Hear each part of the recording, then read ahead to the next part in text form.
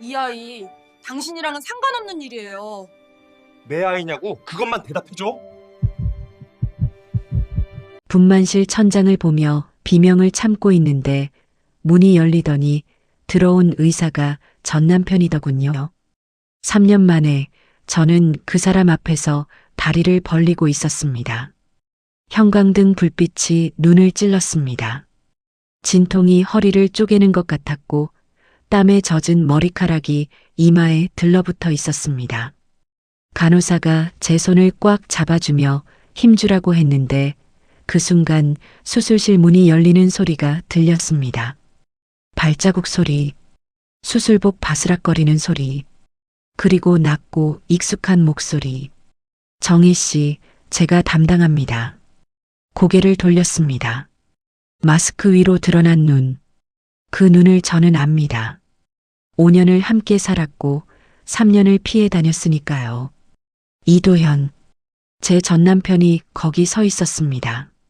속으로 이런 생각이 들었습니다.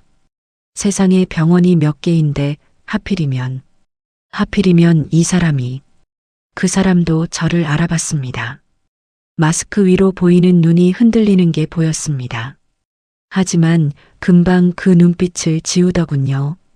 의사의 눈으로 돌아가서 제 차트를 확인하고 모니터를 보고 간호사에게 뭔가를 지시했습니다. 저는 그 와중에도 이 생각만 했습니다. 이 꼴을 보여주기 싫었는데, 죽어도 이 사람한테만은 보여주기 싫었는데, 그때 또 한 번 진통이 왔고 저는 비명을 삼키며 눈을 질끈 감았습니다. 어쩌다 이렇게 됐는지 이야기를 하려면 8개월 전으로 돌아가야 합니다. 그해 3월 저는 임신 사실을 알게 됐습니다. 편의점 화장실에서 임신 테스트기 2주를 봤을 때 처음 든 생각은 기쁨이 아니었습니다. 어떡하지? 그 생각뿐이었습니다. 39. 이혼한 지 3년. 통장 잔고는 87만 원. 정기적인 수입이라고는 3개의 알바비가 전부였습니다. 새벽 편의점, 낮에는 식당 설거지, 저녁에는 공장 포장. 하루에 16시간을 일해도 월세 내고 공과금 내고 밥값 빼면 남는 게 없었습니다. 그런 제가 아이를 낳는다고요.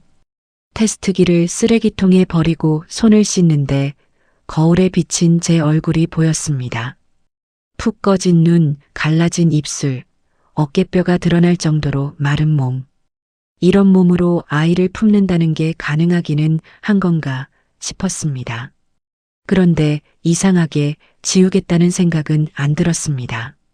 5년 전 일이 떠올랐기 때문입니다. 그때도 저는 임신을 했었습니다. 결혼하고 1년 만에요.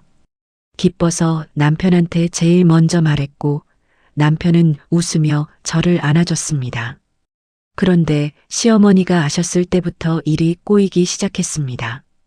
첫 임신은 유산으로 끝났습니다. 그 일에 대해서는 나중에 말씀드리겠습니다. 지금은 그냥 그 기억이 제 안에 가시처럼 박혀 있었다는 것만 아시면 됩니다. 그래서 저는 테스트기 2주를 보며 이렇게 생각했습니다. 이번엔 다르게 하자. 아무한테도 말하지 말자. 혼자 지키자. 혼자 낳자. 그 누구의 도움도, 그 누구의 간섭도 없이. 특히 그 사람한테는 절대로. 3월 말 저는 병원에 갔습니다. 집에서 버스로 1시간 반 걸리는 외진 곳에 있는 작은 산부인과였습니다. 왜 그렇게 먼 곳을 갔냐고요? 이유는 하나였습니다. 전 남편이 산부인과 의사거든요. 이혼하고 나서 그 사람이 어디서 일하는지는 일부러 알아보지 않았습니다. 그냥 서울 시내에 있는 큰 병원은 피하자. 그렇게만 생각했습니다. 병원에서 초음파를 봤습니다. 의사 선생님이 모니터를 가리키며 말씀하셨습니다. 여기 보이시죠? 아직 작지만 심장이 뛰고 있어요. 모니터 속에 콩알만 한 점이 깜빡거리고 있었습니다. 심장이요. 저 안에 심장이 있다고요. 저도 모르게 숨을 참았습니다. 그 순간 속으로 다짐했습니다. 이번엔 꼭 지킨다. 문제는 돈이었습니다. 출산 비용, 산후조리 비용, 아기용품 비용. 인터넷으로 검색해보니 최소 500만 원은 있어야 했습니다. 제 통장 잔고로는 어림도 없는 금액이었습니다. 일을 더 해야 했습니다. 하지만 배가 부르면 일을 못하게 될 거였습니다.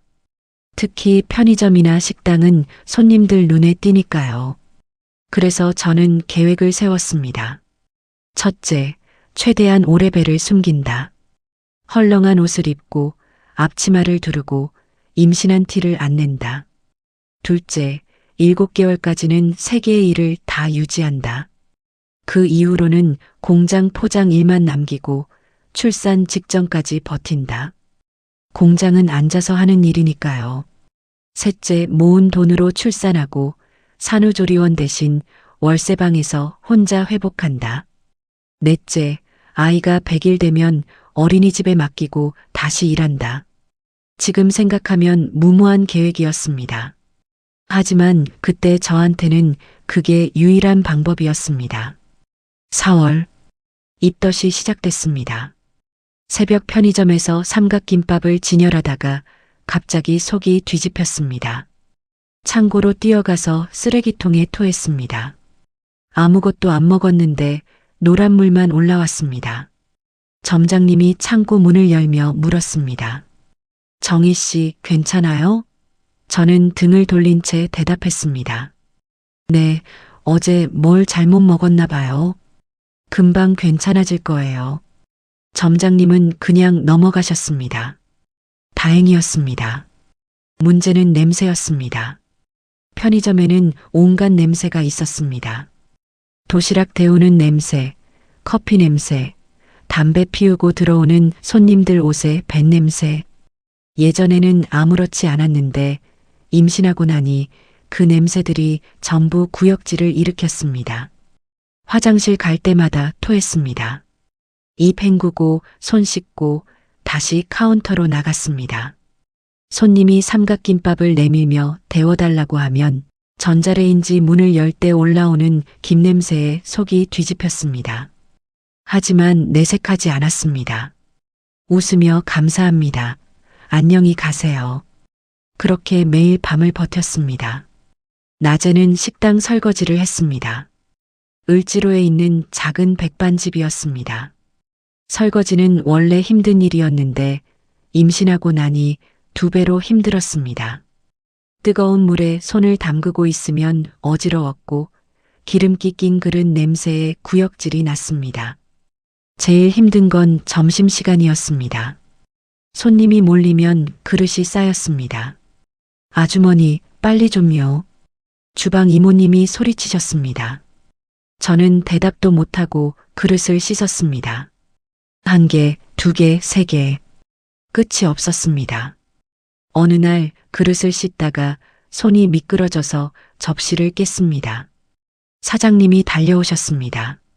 정희 씨, 정신 어디 두고 다녀? 이거 한 장에 얼마인지 알아? 죄송합니다. 저는 고개를 숙였습니다. 월급에서 빼세요. 사장님은 혀를 차며 돌아가셨습니다. 저는 깨진 접시 조각을 주우며 손을 베었습니다. 피가 났는데 밴드 붙일 시간도 없었습니다. 그냥 물로 씻고 다시 설거지를 했습니다. 그때 속으로 이런 생각을 했습니다. 조금만 버티자. 500만 원만 모으자. 그러면 된다. 저녁에는 공장으로 갔습니다. 구로에 있는 작은 식품 포장 공장이었습니다. 공장 일은 앉아서 할 수 있어서 제일 나았습니다. 컨베이어 벨트로 과자 봉지가 내려오면 그걸 상자에 담고 상자가 차면 테이프로 붙이고 다음 상자를 가져오고 단순한 일이었습니다. 문제는 냄새였습니다. 여기도 냄새가 있었거든요. 과자 튀기는 기름 냄새, 설탕 타는 냄새. 처음엔 괜찮았는데 임신 3개월 차가 되니까 그 냄새가 숨을 막았습니다. 화장실에 자주 갔습니다. 화장실에 가서 토하고 입 헹구고 다시 자리로 돌아왔습니다. 옆자리 언니가 어느 날 물었습니다. 야, 너 요즘 왜 그래? 얼굴이 노래. 저는 웃으며 대답했습니다. 원래 얼굴이 이래요. 걱정 마세요. 언니는 고개를 갸웃거리며 다시 일을 했습니다. 저는 속으로 안도했습니다. 아직은 괜찮아. 아직은 안 들켰어. 5월. 배가 조금씩 나오기 시작했습니다. 처음엔 밥을 많이 먹어서 그런가 싶었습니다. 하지만 거울 앞에 서보니 확실히 아랫배가 볼록했습니다. 손으로 만져보면 단단했습니다. 헐렁한 옷을 샀습니다. 다이소에서 5,000원짜리 큰 티셔츠를 사서 입었습니다. 앞치마도 더 큰 걸로 바꿨습니다. 편의점에서는 카운터 뒤에 서 있으니까 괜찮았습니다. 식당에서는 주방에만 있으니까 괜찮았습니다. 공장에서는 다들 앉아서 일하니까 배가 잘 안 보였습니다. 그렇게 5월을 넘기고 6월을 넘기고 7월이 됐습니다. 배가 점점 더 불러왔습니다. 입덧은 좀 나아졌는데 대신 허리가 아프기 시작했습니다. 오래 서 있으면 다리가 부었고 조금만 걸어도 숨이 찼습니다. 신발이 작아졌습니다. 발이 부어서요. 그래서 운동화 뒤꿈치를 밟고 다녔습니다. 흰 운동화였는데 밑창이 닳아서 걸을 때마다 삐걱거렸습니다. 새 신발 살 돈이 아까웠습니다. 그 돈이면 아기 기저귀를 살 수 있었으니까요. 7월 말, 임신 7개월 차. 그날따라 유난히 더웠습니다. 공장에 에어컨이 있긴 했는데 기계 열기 때문에 별로 시원하지 않았습니다. 땀이 등을 타고 흘렀습니다. 옆자리 언니, 김순자 언니가 또 물었습니다. 야, 정희야. 너 진짜 어디 아픈 거 아니야? 얼굴이 부은 것 같은데. 저는 손으로 얼굴을 만지며 대답했습니다. 어제 라면 먹고 자서 그래요. 괜찮아요. 순자 언니는 제 얼굴을 한참 보더니 갑자기 제 배 쪽을 봤습니다. 저는 반사적으로 앞치마를 끌어당겼습니다. 너 설마. 언니의 목소리가 낮아졌습니다. 저는 웃으며 대답했습니다. 설마 뭐요? 그냥 요즘 밥을 잘 먹어서 그래요. 순자 언니는 더 이상 묻지 않았습니다. 하지만 그 눈빛이 다 알고 있다는 눈빛이었습니다. 그날 밤 집에 돌아와서 거울 앞에 섰습니다. 티셔츠를 걷어 올리고 배를 봤습니다. 불룩하게 나온 배. 안에서 뭔가가 꿈틀거렸습니다. 아기가 움직이는 거였습니다. 처음으로 태동을 느꼈을 때 저는 울었습니다. 무섭기도 하고 기쁘기도 했습니다. 그리고 무엇보다 이 아이를 꼭 지켜야겠다는 생각이 들었습니다. 8월, 편의점 일을 그만뒀습니다. 점장님이 부르시더니 이러시더라고요. 정희 씨, 요즘 많이 힘들어 보여서 일 좀 줄이는 게 어때? 손님들도 좀 그렇고. 손님들도 좀 그렇다는 게 무슨 뜻인지 알았습니다. 배가 눈에 띄기 시작한 거였습니다. 저는 고개를 숙이고 대답했습니다. 네, 알겠습니다. 그동안 감사했습니다. 점장님은 마지막 월급을 주시면서 몸조리 잘하라고 하셨습니다. 저는 고맙다고 인사하고 편의점을 나왔습니다. 버스 정류장에 서서 버스를 기다리는데 눈물이 났습니다. 일을 잃은 게 슬픈 게 아니었습니다. 이렇게 하나씩 무너지는 게 무서웠습니다. 계획이 틀어지고 있었습니다. 식당도 그만두게 됐습니다. 8월 중순 설거지를 하다가 갑자기 어지러워서 그 자리에 주저앉았습니다. 주방 이모님이 깜짝 놀라서 달려오셨습니다. 정희야, 괜찮아? 어디 아파? 저는 괜찮다고 했는데 이모님이 제 배를 보셨습니다. 앞치마가 흘러내렸거든요. 이모님의 표정이 변했습니다. 너 임신했구나. 저는 대답하지 못했습니다. 이모님은 한숨을 쉬시며 사장님을 부르셨습니다. 사장님이 오셔서 제 배를 보시더니 혀를 차셨습니다. 정희 씨, 왜 말을 안 했어? 이런 몸으로 일하면 어떡해? 사고 나면 누가 책임져? 저는 고개를 숙이고 죄송하다고 했습니다. 사장님은 그날 저를 내보내셨습니다. 월급은 일한 만큼만 주셨습니다. 버스를 타고 집에 오는데 창밖으로 서울 시내가 보였습니다. 사람들이 바쁘게 걸어가고 있었습니다.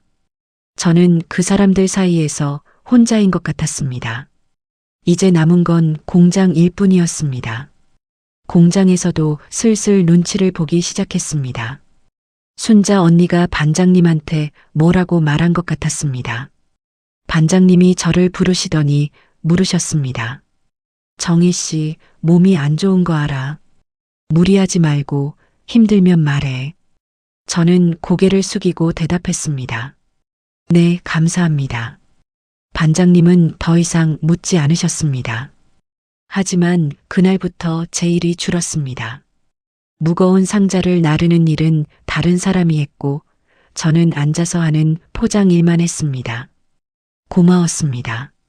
그리고 미안했습니다. 이 사람들한테 폐를 끼치고 있구나. 그런 생각이 들었습니다. 9월, 임신 8개월 차, 배가 많이 불러서 이제는 앉아 있어도 힘들었습니다. 허리가 끊어질 것 같았고 다리가 저렸습니다. 화장실을 자주 갔습니다. 방광이 눌려서 그렇다고 하더군요. 그날도 평소처럼 공장에서 일하고 있었습니다. 과자 봉지를 상자에 담고 테이프로 붙이고 다음 상자를 가져오고 단순한 반복이었습니다. 그런데 갑자기 배가 뭉쳤습니다. 처음엔 가진통인 줄 알았습니다. 책에서 읽었거든요. 임신 후기에는 가진통이 온다고. 금방 괜찮아지겠지 싶어서 참았습니다. 그런데 안 괜찮아졌습니다. 배가 점점 더 딱딱해지더니 아래로 뭔가가 빠지는 느낌이 들었습니다.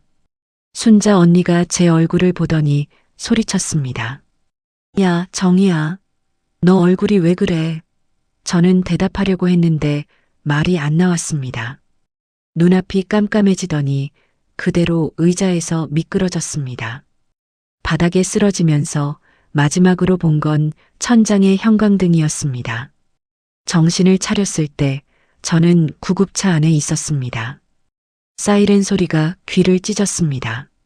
누군가 제 손을 잡고 있었습니다. 순자 언니였습니다. 정희야, 정신 차려. 병원 가는 중이야. 걱정 마. 저는 입을 열어 물었습니다. 아기는요? 아기는 괜찮아요? 언니는 대답하지 않았습니다. 그 침묵이 무서웠습니다. 구급대원이 제 배에 뭔가를 대고 있었습니다. 모니터에서 삐삐삐 소리가 났습니다. 심장 소리인 것 같았습니다. 제 심장인지 아기 심장인지 모르겠었습니다. 잠깐만요, 태아 심박이. 구급대원이 무전기에 대고 뭐라고 말했습니다. 저는 그 말을 다 알아듣지 못했습니다. 그냥 응급, 산부인과, 즉시라는 단어만 들렸습니다. 눈을 감았습니다. 제발, 제발 이 아이만은. 병원에 도착했습니다. 들것에 실려서 복도를 지나갔습니다. 천장에 형광등이 연달아 지나갔습니다. 간호사들이 뛰어다니고 누군가 제 이름을 불렀습니다. 환자분, 이름이요. 윤정이요. 나이요. 39이요. 보호자 연락처요. 저는 대답하지 못했습니다. 보호자요. 연락할 사람이요. 없어요. 네. 저는 눈을 감고 대답했습니다. 연락할 사람 없어요. 간호사가 잠깐 멈칫하는 게 느껴졌습니다. 하지만 금방 다시 움직였습니다. 들것이 밀려가고 문이 열리고 검사실로 들어갔습니다. 초음파를 봤습니다. 의사 선생님이 모니터를 보며 뭐라고 말씀하셨는데 저는 한 가지만 물었습니다. 아기는요? 아기 심장은요? 의사 선생님이 대답하셨습니다. 심박은 있어요. 근데 좀 불안정해요. 일단 입원하셔야 합니다. 입원이요? 네. 최소 일주일은요. 안정이 필요해요. 저는 일주일이라는 말에 눈앞이 캄캄해졌습니다. 일주일. 공장에 일주일 못 나가면 월급이 깎입니다. 병원비는요. 일주일 입원비가 얼마예요? 의사 선생님은 저를 한참 보시더니 뭐라고 말씀하셨습니다. 하지만 저는 그 말을 제대로 듣지 못했습니다. 머릿속이 숫자로 가득 찼습니다. 병원비, 월세, 공과금, 아기용품비. 모자랐습니다. 전부 모자랐습니다. 병실에 누워서 천장을 봤습니다. 6인실이었습니다. 옆 침대에는 다른 임산부들이 있었습니다. 남편이 와서 과일 깎아주고 시어머니가 와서 미역국 끓여오고 그런 풍경이었습니다. 저는 혼자였습니다. 밤이 되니까 더 혼자인 게 느껴졌습니다. 다른 침대에서는 속삭이는 소리가 들렸습니다. 아기 이름 뭘로 할까? 어머니가 산후조리원 예약해 두셨대. 그런 이야기들. 저는 이어폰을 꽂고 눈을 감았습니다. 그때 커튼이 열리더니 누군가 들어왔습니다. 환자분, 윤정혜 씨 맞으시죠? 눈을 떴습니다. 짧은 머리에 간호사가 서 있었습니다. 밝은 표정이었습니다. 저 박수진이에요. 이병동 수간호사요. 지금 시간 괜찮으시면 좀 얘기 나눌 수 있을까요? 저는 고개를 끄덕였습니다. 간호사, 아니 수진 씨는 제 옆에 앉더니 차트를 펼쳤습니다. 보호자 연락처가 비어 있던데요. 정말 연락할 분이 안 계세요? 저는 대답했습니다. 네. 가족은요? 부모님 돌아가셨어요. 친구나 다른 가족은요? 없어요. 수진 씨는 잠깐 저를 보더니 펜을 내려놓았습니다. 저도 혼자 나왔거든요. 아이. 네. 수진 씨가 웃었습니다. 5년 전에요. 저도 보호자 연락처 비어 있었어요. 그래서 언니 보면 남 같지가 않아서요. 저는 아무 말도 못했습니다. 수진 씨가 말했습니다. 제가 뭘 해드릴 수 있는 건 많지 않지만요. 그래도 모르는 것 있으면 물어보세요. 병원 시스템이나 출산 준비 같은 거. 저는 한참 만에 입을 열었습니다. 고맙습니다. 수진 씨는 웃으며 일어났습니다. 그리고 커튼을 닫으며 말했습니다. 아, 맞다. 내일 담당에 배정될 거예요. 이 병원 산부인과에서 제일 실력 좋은 분이에요. 걱정 마세요. 저는 고개를 끄덕였습니다. 담당이 실력 좋은 분. 다행이다. 그렇게 생각했습니다. 그때는 몰랐습니다. 그 담당이가 누구인지.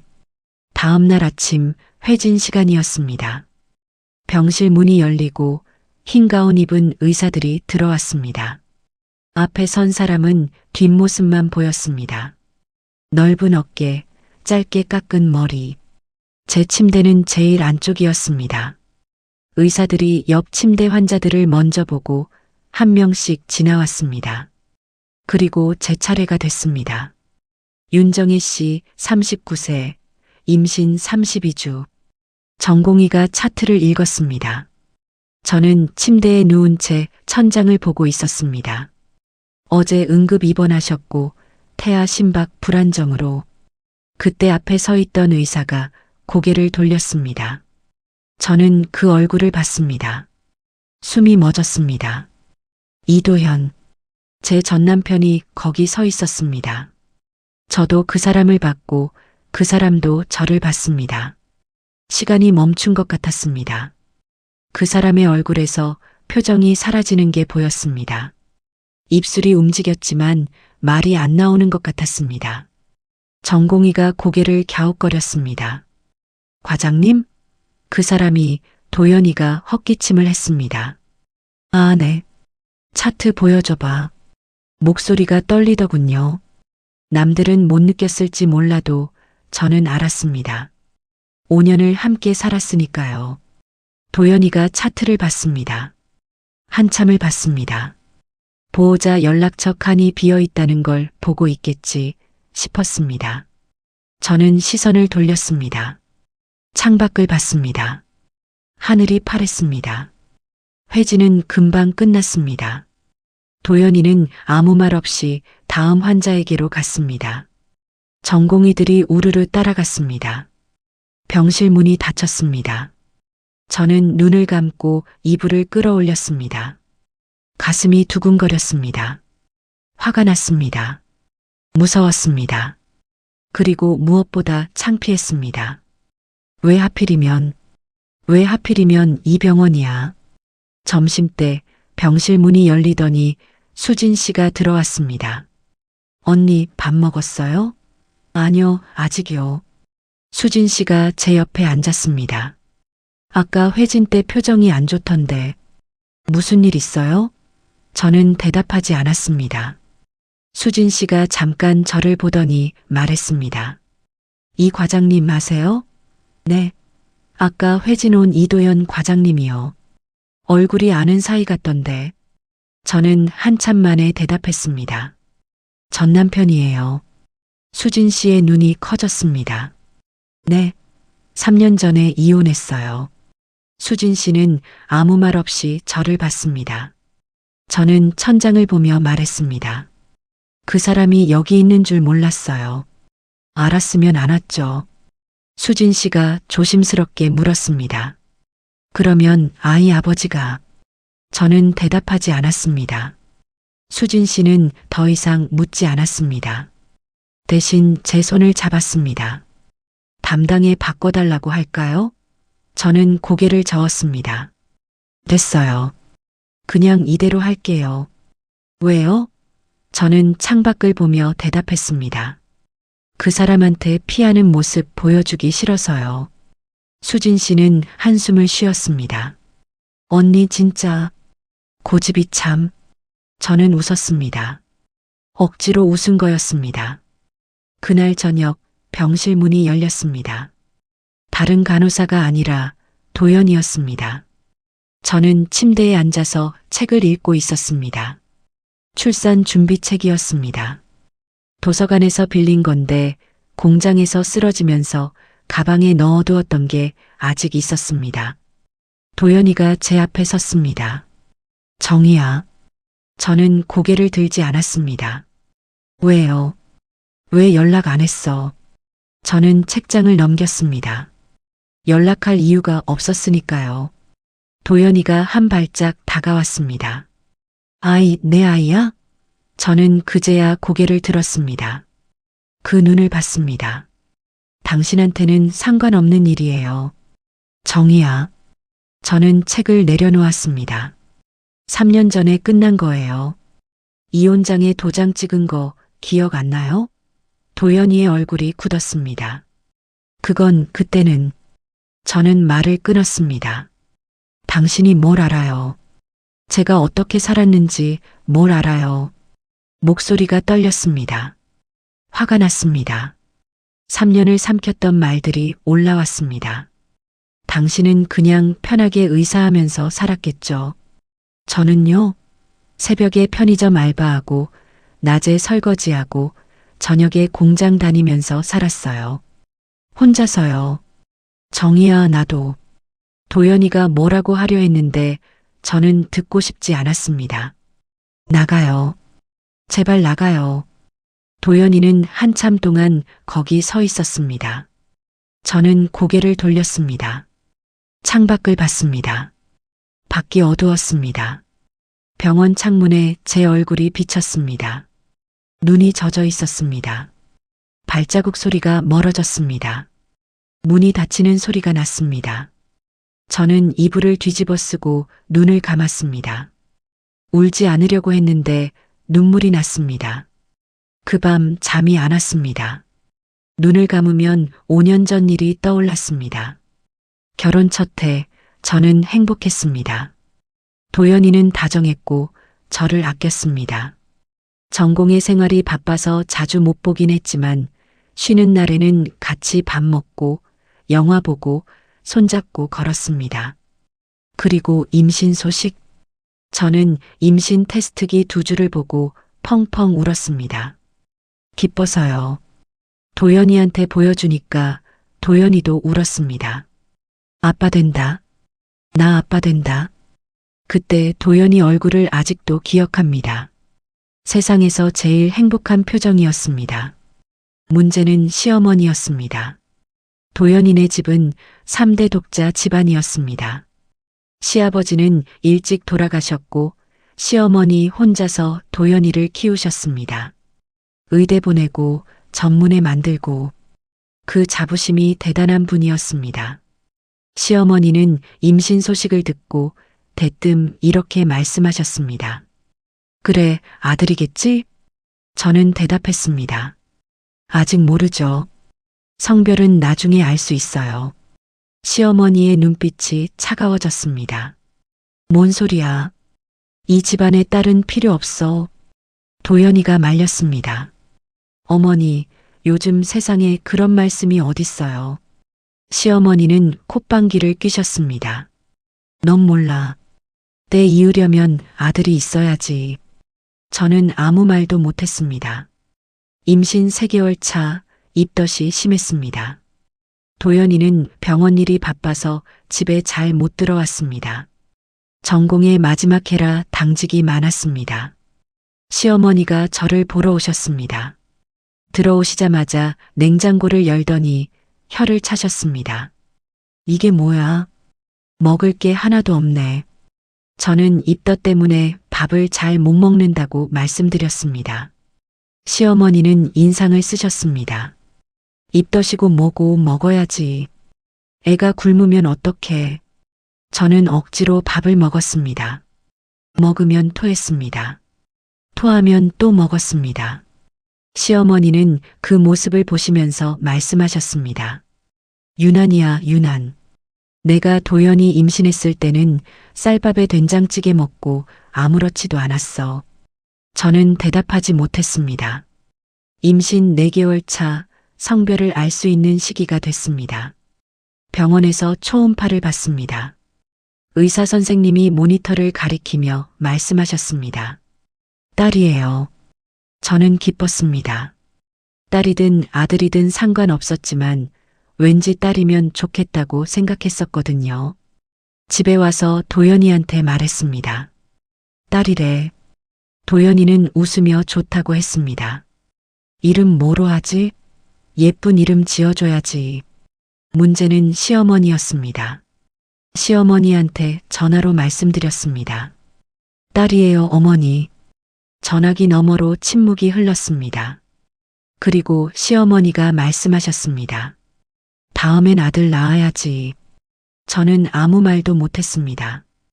임신 5개월 차 시어머니가 자주 오셨습니다. 오실 때마다 잔소리를 하셨습니다. 왜 이렇게 집이 더러워? 도연이가 집에 와서 쉴 수가 있어야지. 왜 살이 이렇게 빠졌어? 애한테 영양이 안 가면 어떡해? 왜 낮에 누워 있어? 임신했다고 게으르면 못 써. 저는 그냥 들었습니다. 대꾸하면 더 길어질 게 뻔했으니까요. 도연이한테 말했습니다. 시어머니가 너무 힘들어. 좀 말씀해 줄 수 없어? 도연이는 난처한 표정을 지었습니다. 엄마가 원래 좀 그래. 그냥 넘어가. 애 낳고 나면 나아질 거야. 저는 그 말을 믿었습니다. 그냥 넘어가면 된다고, 애 낳으면 나아진다고. 하지만 나아지지 않았습니다. 임신 6개월 차 그날 시어머니가 또 오셨습니다. 저는 컨디션이 안 좋아서 누워 있었습니다. 배가 자주 뭉쳤고 허리가 아팠습니다. 시어머니가 방문을 여시며 말씀하셨습니다. 또 누워 있어? 낮에 뭘 했길래 이렇게 피곤해? 저는 몸이 안 좋다고 말씀드렸습니다. 시어머니는 혀를 차셨습니다. 젊은 게 뭐가 안 좋아? 내가 널 봐주러 왔으니까 일어나서 좀 도와. 저는 일어났습니다. 부엌으로 갔습니다. 시어머니가 시키는 대로 채소를 썰고 고기를 재우고 국을 끓였습니다. 그러다가 갑자기 배가 아팠습니다. 심하게. 저는 칼을 내려놓고 배를 움켜잡았습니다. 시어머니가 물으셨습니다. 왜 그래? 배가 아파요. 시어머니는 인상을 쓰셨습니다. 밥 먹고 체했나 보지. 좀 있으면 괜찮아질 거야. 저는 고개를 저었습니다. 이건 체한 게 아니에요.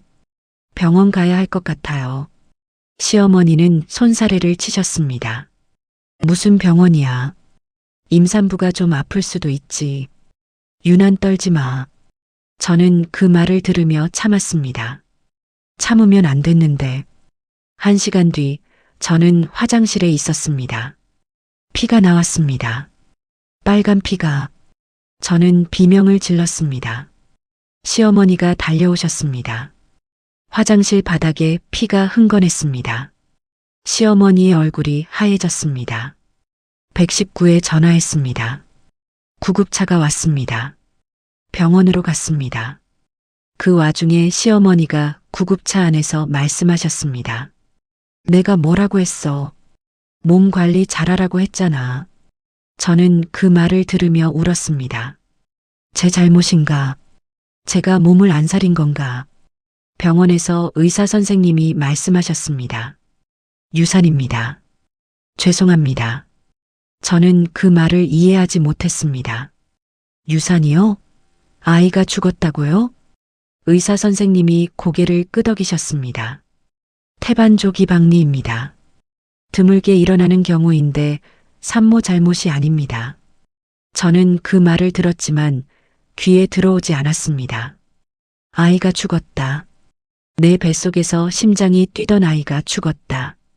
도연이가 뛰어왔습니다. 병원에서 연락받고 온 거였습니다. 정희야, 정희야. 괜찮아? 저는 도연이 얼굴을 봤습니다. 그리고 물었습니다. 왜 아무 말도 안 해? 네. 아까 어머니가 병원 가지 말래서 안 갔어. 왜 아무 말도 안 해? 도연이는 대답하지 못했습니다. 시어머니가 옆에 서 계셨습니다. 시어머니는 저를 보며 말씀하셨습니다. 내가 언제 병원 가지 말랬어. 내가 괜찮다고 했잖아. 저는 그 말을 듣는 순간 세상이 무너지는 느낌이었습니다. 그 뒤로 저는 병원에서 수술을 받았습니다. 소파 수술이라고 하더군요. 수술대에 누워서 마취가 되기 전 저는 생각했습니다. 내 아이가 나한테서 빠져나가는구나. 눈물이 났습니다. 그리고 잠이 들었습니다. 깨어났을 때 도연이가 옆에 있었습니다. 도연이는 제 손을 잡고 있었습니다. 하지만 아무 말도 하지 않았습니다. 저는 물었습니다. 어머니는요? 집에 가셨어. 저는 고개를 돌렸습니다. 창밖을 봤습니다. 도연아? 응. 나 이제 어떡하지? 도연이는 대답하지 않았습니다. 그 침묵이 5년이 지난 지금도 잊히지 않습니다. 그 뒤로 저와 도연이 사이에 금이 갔습니다. 도연이는 바빴습니다. 전공의 마지막 해라 더 바빴습니다. 집에 거의 안 들어왔습니다. 저는 혼자 집에 있었습니다. 아무것도 하기 싫었습니다. 밥도 안 먹고 씻지도 않고 그냥 누워 있었습니다. 시어머니가 전화하셨습니다. 이번엔 몸 관리 잘해서 건강한 아이 낳아야 해. 알았지? 저는 전화를 끊었습니다. 그날 밤 도연이가 집에 왔습니다. 저는 물었습니다. 도연아, 어머니한테 좀 말해줘. 뭘? 유산이 내 잘못이 아니라고. 의사 선생님도 그러셨잖아. 태반조 기박리는 산모 잘못이 아니래. 도연이는 한숨을 쉬었습니다. 엄마도 알아. 그냥 충격받아서 그런 거야. 저는 물었습니다. 그러면 왜 나한테 사과 안 해? 그날 병원 가지 말라고 한 거. 도연이는 대답하지 않았습니다. 저는 그 침묵 속에서 깨달았습니다. 이 사람은 내 편이 아니구나. 그 뒤로 6개월을 더 버텼습니다. 도연이는 전문의가 됐습니다. 산부인과 전문의. 웃기지 않습니까? 제 아이를 지키지 못한 사람이 다른 사람의 아이를 받는 의사가 됐다니. 시어머니는 계속 전화하셨습니다. 이번엔 아들 낳아야 해. 몸 관리 잘하고 있지? 저는 더 이상 못 버텼습니다. 어느 날 도연이한테 말했습니다. 이혼하자. 도연이는 놀란 얼굴로 저를 봤습니다. 뭐? 이혼하자고. 나 더는 못하겠어. 도연이는 한참 동안 아무 말도 하지 않았습니다. 그리고 물었습니다. 왜? 저는 웃었습니다. 억지로 웃은 거였습니다. 왜냐고? 당신이 왜냐고 물어? 도연이는 대답하지 않았습니다. 저는 말했습니다. 그때 내가 병원 가야 한다고 했을 때 어머니가 뭐라고 했는지 알아? 유난 떨지 말래. 당신은 그때 어디 있었어? 나는 병원에. 그래, 병원에 있었지. 다른 사람 아이 받느라. 정작 당신 아이는 죽어가고 있는데. 목소리가 떨렸습니다. 참았던 말들이 쏟아졌습니다. 당신은 한 번도 내 편이 아니었어. 어머니가 나한테 뭐라고 해도 한 번도 막아준 적 없잖아. 그냥 넘어가래. 나아질 거래. 근데 안 나아졌잖아. 도연이는 고개를 숙였습니다. 미안해. 저는 웃었습니다. 미안하면 다야? 이제 와서 미안하면 다냐고. 이혼은 금방 됐습니다. 재산 분할도 안 했습니다. 저는 그냥 나왔습니다. 빈손으로. 제가 가져온 것만 들고.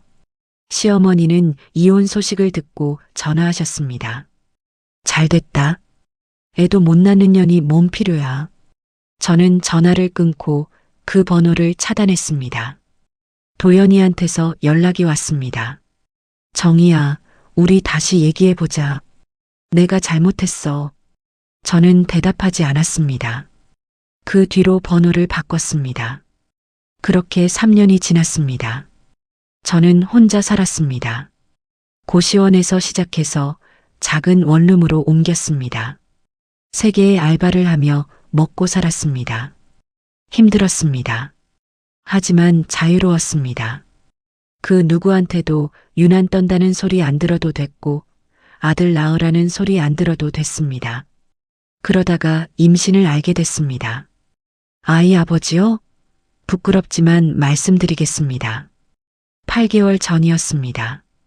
친구 결혼식에 갔다가 거기서 도연이를 만났습니다. 공통 지인이 있었거든요. 3년 만이었습니다. 피하려고 했습니다. 근데 도연이가 먼저 다가왔습니다. 밥 한번 먹자고.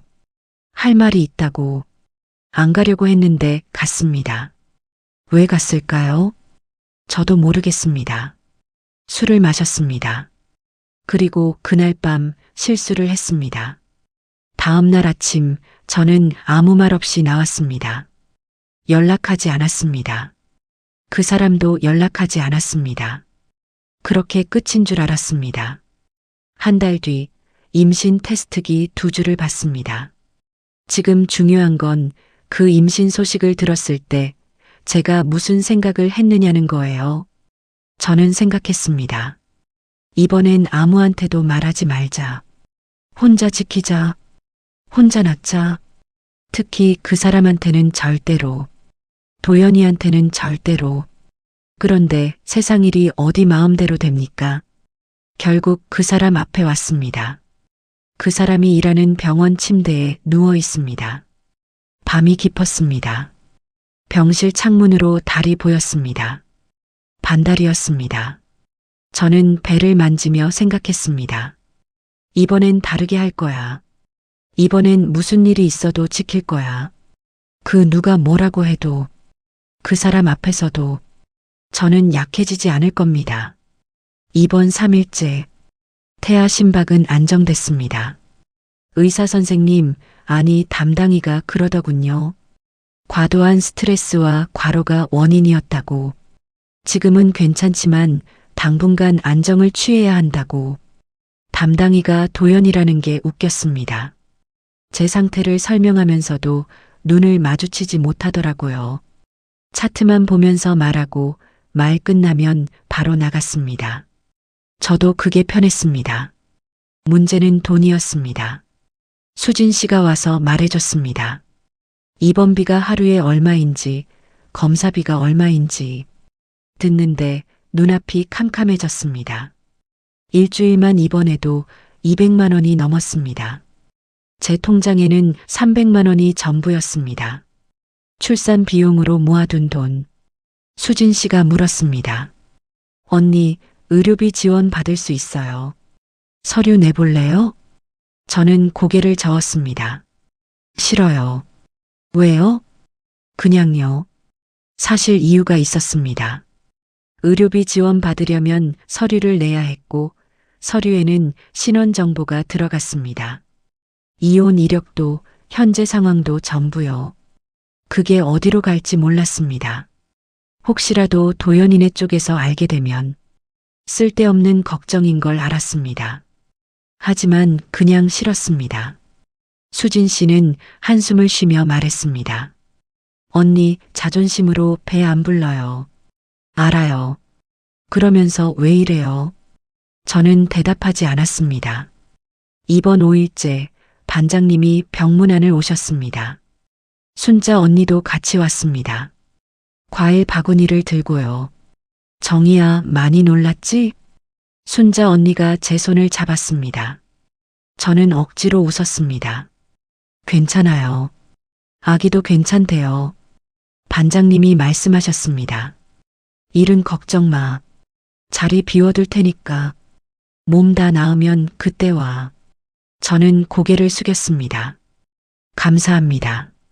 반장님과 순자 언니가 돌아가고 저는 과일 바구니를 받습니다. 사과, 배, 귤. 비싸 보였습니다. 눈물이 났습니다. 이 사람들한테 폐를 끼치고 있구나. 그런 생각이 들었습니다. 이번 일주일째 퇴원해도 된다고 했습니다. 조건이 있었습니다. 절대 안정. 무리하지 말 것. 정기적으로 검진받을 것. 저는 고개를 끄덕였습니다. 수진 씨가 퇴원 수속을 도와줬습니다. 입원비 계산서를 보는데 금액이 이상했습니다. 예상보다 훨씬 적었습니다. 이게 맞아요? 네. 입원비가 이것밖에 안 나왔어요? 수진 씨가 눈을 피했습니다. 그게 병원 지원 프로그램 같은 게 있어서. 저는 수진 씨를 봤습니다. 누가 냈어요? 네. 솔직히 말해요. 누가 냈어요? 수진 씨는 한참 망설이다가 대답했습니다. 이 과장님이요. 저는 눈을 감았습니다. 그 사람이요. 네. 저는 일어났습니다. 어디 가요? 그 사람 만나야겠어요. 언니, 지금 몸이. 저는 대답하지 않고 병실을 나왔습니다. 병원 앞에서 기다렸습니다. 도연이가 나왔습니다. 저를 보더니 멈칫했습니다. 정희야. 저는 말했습니다. 돈 돌려줄게요. 뭐? 입원비요. 당신이 낸 거 돌려줄게요. 지금은 없는데 나중에 갚을게요. 도연이는 한숨을 쉬었습니다. 그런 거 아니야. 그냥 뭐요? 그냥 내가 하고 싶어서 한 거야. 저는 웃었습니다. 당신이 하고 싶어서요? 당신이 뭔데 그래요? 정희야. 저는 말을 끊었습니다. 3년 전에 끝난 거예요. 당신한테 빚지고 싶지 않아요. 돈 갚을게요. 그러니까 더 이상 신경 쓰지 마요. 도연이의 얼굴이 굳었습니다. 저는 돌아섰습니다. 그 순간 도연이가 물었습니다. 아이 아버지가 누구야? 저는 멈췄습니다. 도연이가 다시 물었습니다. 그 사람은 어디 있어? 왜 혼자야?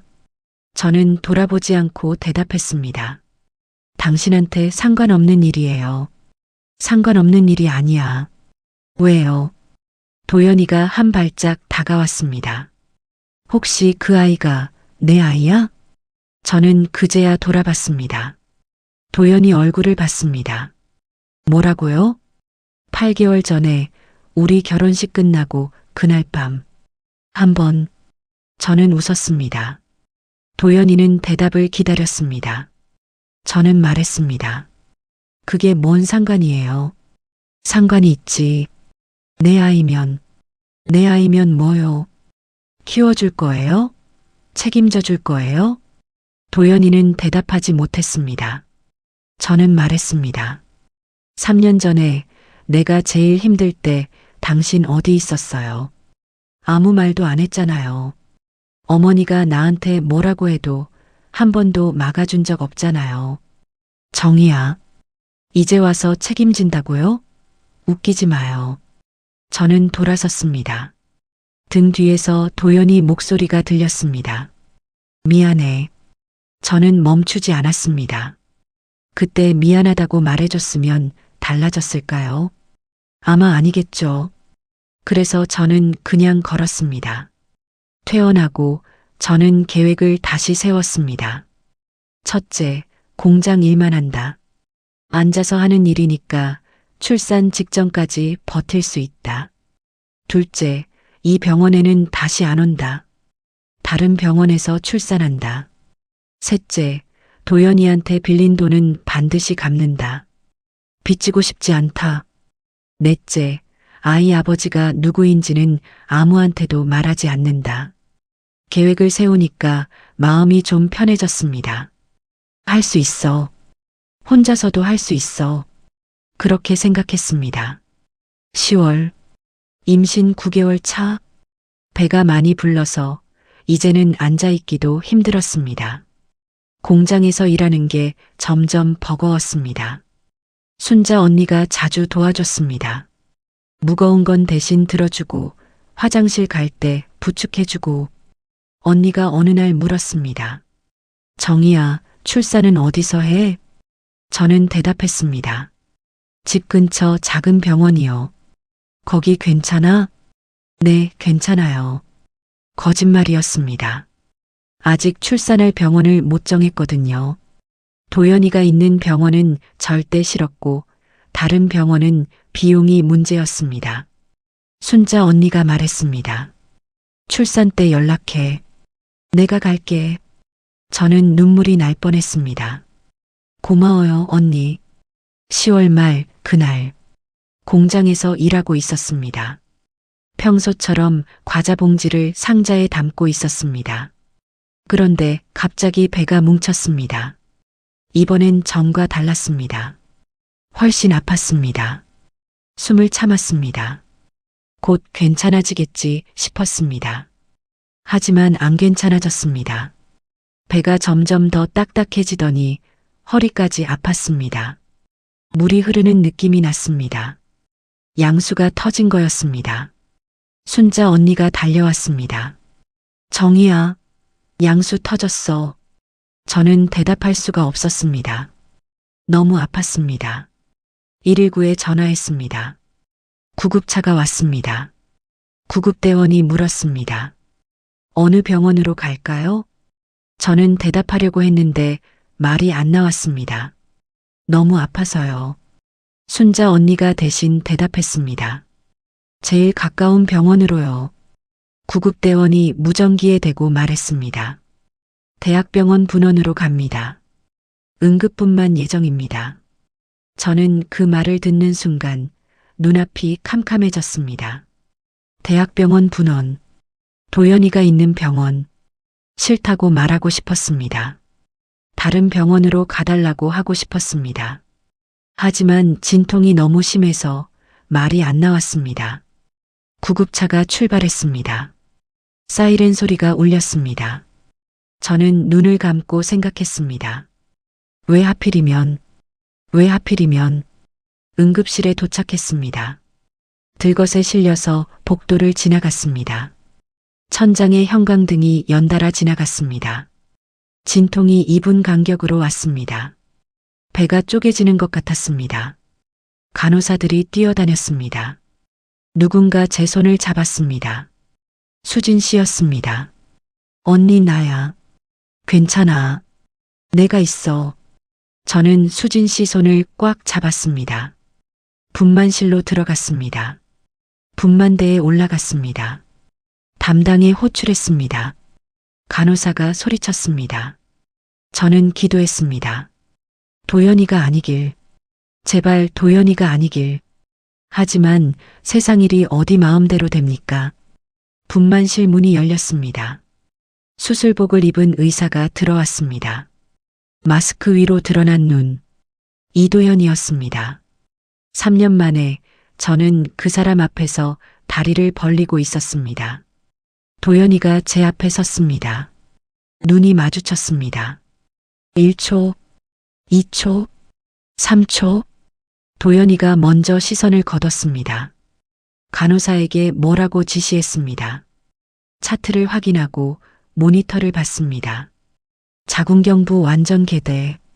분만 진행합니다. 도연이 목소리가 들렸습니다. 차분한 목소리. 의사의 목소리. 저는 그 목소리를 들으며 생각했습니다. 이 사람은 지금 의사야. 전 남편이 아니라 의사야. 그렇게 생각하려고 했습니다. 하지만 진통이 올 때마다 옛날 일이 떠올랐습니다. 5년 전 유산했던 날, 수술대에 누워서 마취되기 전 천장을 보며 울었던 기억. 그때도 이렇게 형광등이 눈부셨습니다. 힘주세요. 간호사가 소리쳤습니다. 저는 이를 악물고 힘을 줬습니다. 아이가 나오고 있었습니다. 내 아이가 이번엔 살아서 울면서 얼마나 지났을까요? 아기 울음소리가 들렸습니다. 응애 응애. 세상에서 제일 아름다운 소리였습니다. 건강한 여아입니다. 간호사가 말했습니다. 저는 눈물을 흘렸습니다. 기뻐서요. 안도해서요. 딸이에요. 내 딸이에요. 간호사가 아기를 제 가슴 위에 올려줬습니다. 작고 따뜻한 덩어리. 심장이 뛰는 게 느껴졌습니다. 저는 아기를 안고 울었습니다. 지켜냈어. 이번엔 지켜냈어. 도연이가 다가왔습니다. 수술복을 입은 채로 제 앞에 섰습니다. 마스크를 내리고 있었습니다. 모녀 모두 건강합니다. 의사의 말투였습니다. 저는 고개를 끄덕였습니다. 감사합니다. 도연이는 잠깐 아기를 봤습니다. 그 눈빛이 복잡해 보였습니다. 저는 아기를 더 꽉 안았습니다. 도연이가 물었습니다. 이름 뭘로 할 거야? 저는 대답했습니다. 민서요. 윤민서. 도연이는 고개를 끄덕였습니다. 예쁜 이름이네. 저는 대답하지 않았습니다. 도연이가 돌아서려는데 저도 모르게 입이 열렸습니다. 이 아이 당신 아이예요. 도연이가 멈췄습니다. 저는 계속 말했습니다. 8개월 전에 결혼식 끝나고 그날 밤, 그때 생긴 아이예요. 왜 이 말을 했을까요? 안 하려고 했는데, 평생 숨기려고 했는데, 모르겠습니다. 그냥 이 순간만큼은 거짓말하고 싶지 않았습니다. 도연이가 천천히 돌아봤습니다. 그 얼굴에서 여러 감정이 지나가는 게 보였습니다. 놀람, 혼란, 그리고 뭔가. 저는 말했습니다. 근데 그렇다고 뭐가 달라지는 건 아니에요. 당신한테 아무것도 바라지 않아요. 정희야. 저는 아기를 보며 말했습니다. 이 아이는 제가 키울 거예요. 혼자서요. 당신 도움 필요 없어요. 도연이는 아무 말도 하지 않았습니다. 저는 눈을 감았습니다. 피곤했습니다. 회복실로 옮겨졌습니다. 수진 씨가 옆에 있었습니다. 제 손을 잡아주고 있었습니다. 언니 잘했어요. 정말 잘했어요. 저는 힘없이 웃었습니다. 수진 씨가 물었습니다. 그런데 아까 이 과장님한테 뭐라고 하셨어요? 저는 대답하지 않았습니다. 수진 씨는 더 이상 묻지 않았습니다. 저는 천장을 보며 생각했습니다. 말해버렸구나. 왜 말했을까? 후회가 됐습니다. 하지만 동시에 이상하게 후련하기도 했습니다. 적어도 거짓말은 안 했으니까. 다음 날 도연이가 병실로 찾아왔습니다. 저는 침대에 누워서 아기한테 젖을 먹이고 있었습니다. 도연이가 문 앞에 서서 저를 봤습니다. 저는 말했습니다. 들어와요. 도연이가 들어왔습니다. 제 옆 의자에 앉았습니다. 잠깐 침묵이 흘렀습니다. 도연이가 먼저 입을 열었습니다. 정희야, 나. 저는 말을 끊었습니다. 할 말 있으면 빨리 해요. 아기 먹이고 재워야 해요. 도연이는 한숨을 쉬었습니다. 그리고 말했습니다. 어젯밤에 많이 생각했어. 내가 한 말. 그래서요. 내가 잘못했어. 3년 전에도 5년 전에도 다 내 잘못이야. 저는 대답하지 않았습니다. 도연이가 계속 말했습니다. 그때 내가 제일 힘들 때 나는 아무것도 못했어. 엄마한테도 말 못하고 너한테도 말 못하고 그냥 도망만 쳤어. 저는 아기를 보며 말했습니다. 알아요. 도연이가 고개를 숙였습니다. 미안해. 저는 말했습니다. 미안하다고 말하는 건 쉽죠. 알아. 그래도 말하고 싶었어. 그때 못했던 말. 저는 한참 동안 아무 말도 하지 않았습니다. 아기가 젖을 다 먹고 눈을 감았습니다. 저는 아기를 침대 옆 바구니에 눕혔습니다. 그리고 도연이를 봤습니다. 그래서 뭘 원해요? 아무것도 안 원해. 그냥 내가 힘들면 도와주고 싶어. 도와준다고요. 응. 아이 양육비라든가 병원비라든가. 저는 웃었습니다. 돈으로 해결하려고요? 그게 아니라 저는 말을 끊었습니다. 3년 동안 혼자 살았어요. 앞으로도 혼자 살 수 있어요. 당신 도움 필요 없어요. 도연이는 대답하지 못했습니다. 저는 말했습니다. 이 아이한테 아빠가 필요하면 내가 아빠 역할 할게요. 당신은 그냥 없는 사람이에요. 정희야. 저는 눈을 감았습니다. 나가요. 피곤해요. 도연이는 한참 동안 거기 앉아 있었습니다. 그리고 일어나서 나갔습니다. 문이 닫히는 소리가 났습니다.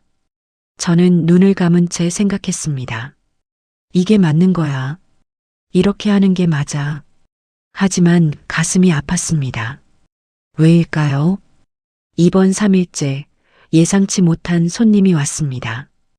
병실 문이 열리더니 단정한 한복 차림의 노인이 들어왔습니다. 김말순 전 시어머니였습니다. 저는 놀라서 몸을 일으켰습니다. 아기가 바구니에서 자고 있었습니다. 시어머니가 제 앞에 섰습니다. 3년 만이었습니다. 시어머니는 예전보다 늙어 보였습니다. 주름이 더 깊어졌고 머리카락이 휘어졌습니다. 시어머니가 말씀하셨습니다. 도연이한테 들었다. 저는 대답하지 않았습니다. 시어머니가 바구니를 봤습니다. 자고 있는 아기를 딸이라며. 네. 시어머니는 한참 동안 아기를 봤습니다. 그리고 말씀하셨습니다. 이름이 뭐야? 윤민서요. 시어머니의 눈썹이 꿈틀했습니다. 이 씨가 아니라 윤 씨야? 저는 대답했습니다. 제 아이니까요. 시어머니는 한참 동안 아무 말도 하지 않았습니다. 저는 기다렸습니다. 무슨 말이 나올지, 또 상처 주는 말이 나올지. 그런데 시어머니가 꺼낸 말은 예상 밖이었습니다. 아이 얼굴이 도연이 어릴 때랑 닮았네. 저는 아무 말도 못했습니다. 시어머니가 계속 말씀하셨습니다. 도연이 아빠도 눈이 이랬어. 실눈으로 웃는 게. 저는 시어머니를 봤습니다. 시어머니의 얼굴에서 예전의 그 차가움이 보이지 않았습니다. 대신 뭔가 복잡한 감정이 떠 있었습니다. 시어머니가 말씀하셨습니다. 그때 내가 잘못한 거 알아. 저는 숨을 멈췄습니다. 시어머니가 계속 말씀하셨습니다. 내가 병원 가겠다고 했을 때 내가 막았지. 유난 떤다고 그랬지. 저는 대답하지 못했습니다. 시어머니가 말씀하셨습니다. 그게 내 잘못이었어. 저는 눈물이 났습니다. 5년을 기다린 말이었습니다. 시어머니는 더 이상 말씀하지 않으셨습니다. 돌아서서 병실을 나가셨습니다. 문이 닫히고 저는 한참 동안 그 자리에 앉아 있었습니다. 무슨 감정인지 모르겠었습니다. 화가 나야 하는데 화가 안 났습니다. 시원해야 하는데 시원하지도 않았습니다. 그냥 허탈했습니다. 너무 늦었잖아. 5년이나 지났잖아. 그때 아기가 울었습니다. 저는 아기를 안아들었습니다. 작고 따뜻한 몸. 저는 아기한테 속삭였습니다. 괜찮아. 엄마가 있어. 엄마가 지켜줄게. 아기가 울음을 멈추고 제 얼굴을 봤습니다. 까만 눈이 저를 보고 있었습니다. 저는 웃었습니다. 눈물을 흘리면서요. 퇴원 날이 됐습니다. 저는 짐을 쌌습니다. 아기 옷, 기저귀, 분유, 병원에서 준 샘플들. 수진 씨가 도와줬습니다. 언니, 집에 가서 힘들면 연락해요. 내가 갈게요. 저는 웃으며 말했습니다. 고마워요. 정말 고마워요. 수진 씨가 제 손을 잡았습니다. 언니, 혼자 다 하려고 하지 마요. 힘들면 도움 받아요. 그게 부끄러운 거 아니에요. 저는 고개를 끄덕였습니다. 알아요. 하지만 속으로는 달랐습니다. 혼자 해야 해. 혼자 할 수 있어. 그렇게 생각했습니다. 퇴원 수속을 하러 갔습니다.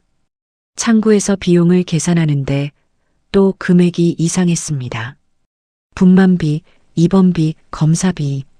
전부 합쳐도 생각보다 훨씬 적었습니다. 이게 맞아요? 네, 맞습니다. 저는 영수증을 다시 봤습니다. 할인 항목이 있었습니다. 의료진 지원 할인이라고 적혀 있었습니다. 저는 한숨을 쉬었습니다. 또 그 사람이구나. 창구 직원에게 물었습니다. 이거 취소할 수 있어요? 네. 할인 취소하고 원래 금액으로 내고 싶어요.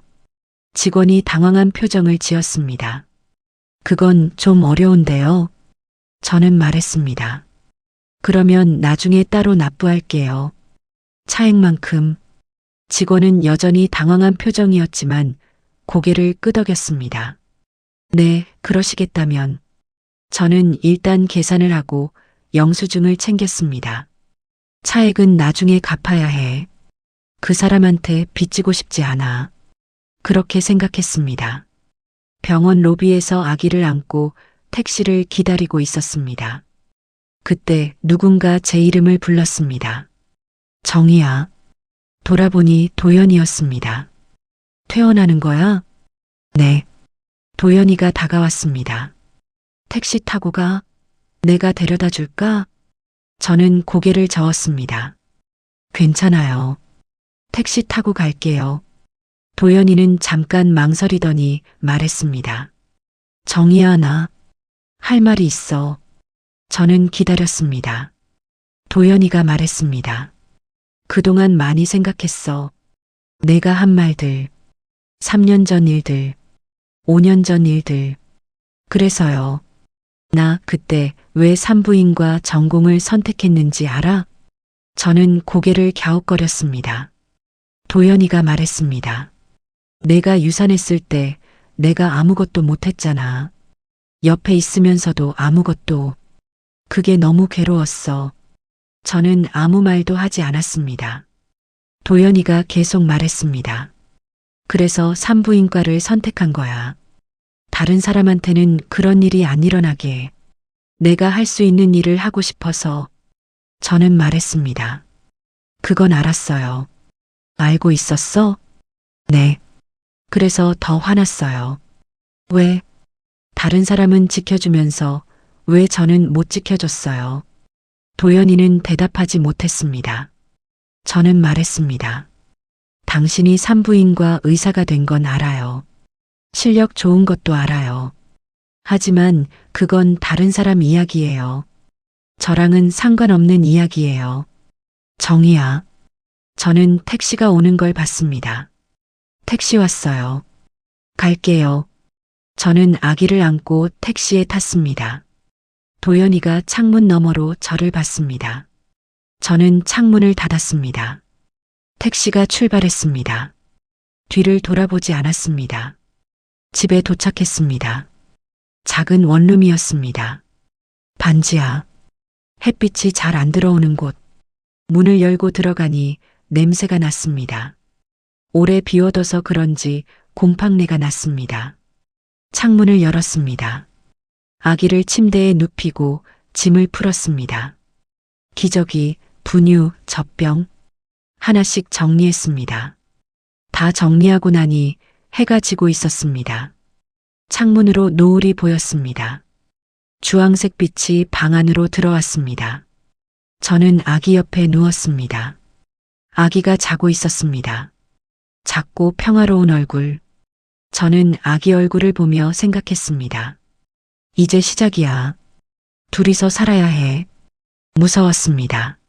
하지만 동시에 이상하게 힘이 났습니다. 이 아이가 있으니까. 이 아이를 위해서 살아야 하니까. 밤이 되니까 아기가 울었습니다. 배고픈 거였습니다. 분유를 타서 먹였습니다. 다 먹이고 나니 또 울었습니다. 기저귀가 젖은 거였습니다. 기저귀를 갈았습니다. 갈고 나니 또 울었습니다. 뭔지 모르겠었습니다. 배도 부르고 기저귀도 갈았는데 왜 울지? 안아서 흔들었습니다. 그래도 울었습니다. 저도 울고 싶었습니다. 새벽 3시 겨우 아기가 잠들었습니다. 저는 침대에 쓰러지듯 누웠습니다. 몸이 천근만근이었습니다. 눈을 감았는데 잠이 안 왔습니다.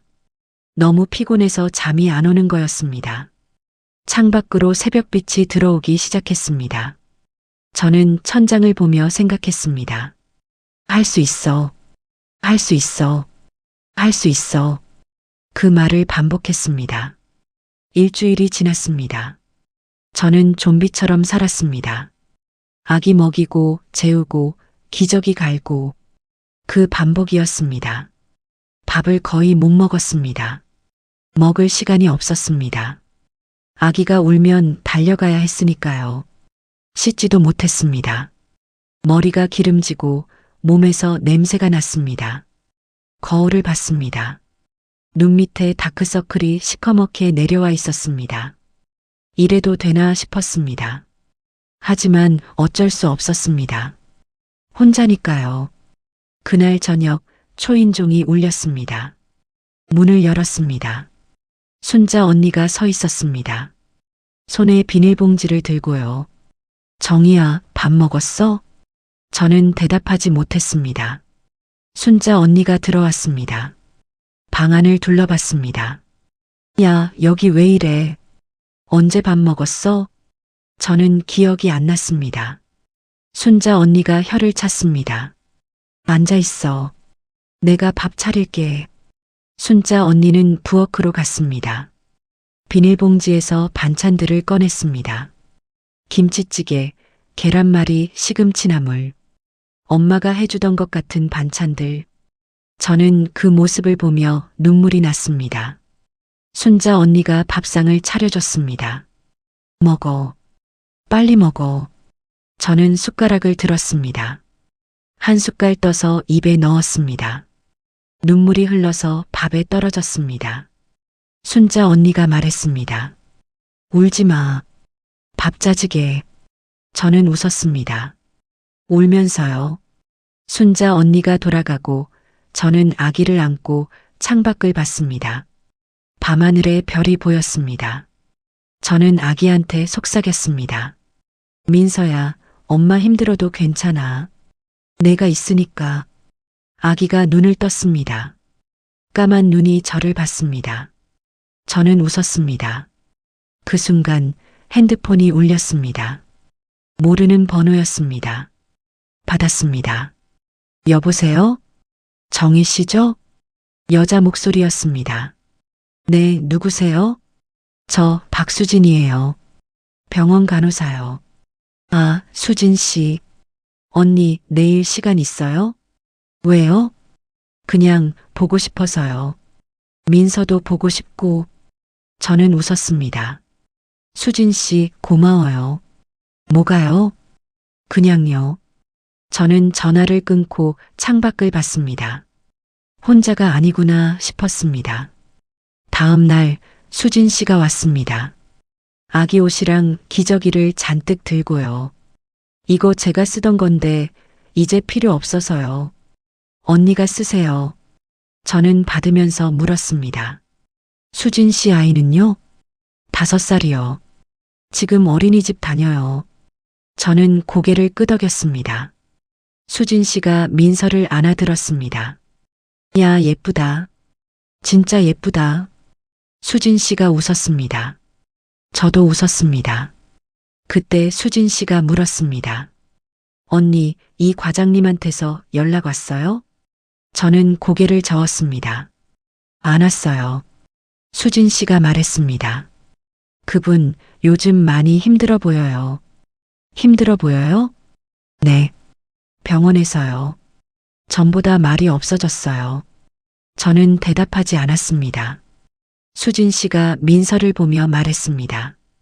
이 과장님, 언니 유산했을 때 옆에서 많이 힘들어했대요. 누가 그래요? 병원 사람들이요. 오래된 간호사들이 그러더라고요. 그때 이 과장님 전공이었는데 아내가 유산하고 나서 한동안 많이 힘들어했대요. 저는 아무 말도 하지 않았습니다. 수진 씨가 말했습니다. 물론 그게 언니한테 상처 준 거 용서가 되는 건 아니죠. 그냥 그 사람도 힘들었다는 거예요. 저는 창밖을 봤습니다. 그 사람도 힘들었다. 그 말이 마음에 걸렸습니다. 밤이 됐습니다. 아기를 재우고 저는 침대에 누웠습니다. 눈을 감았는데 잠이 안 왔습니다. 도연이 생각이 났습니다. 5년 전 유산했을 때 도연이 얼굴이 떠올랐습니다. 그때 도연이 표정을 기억합니다. 아무 말도 못하고 그냥 제 손만 잡고 있던.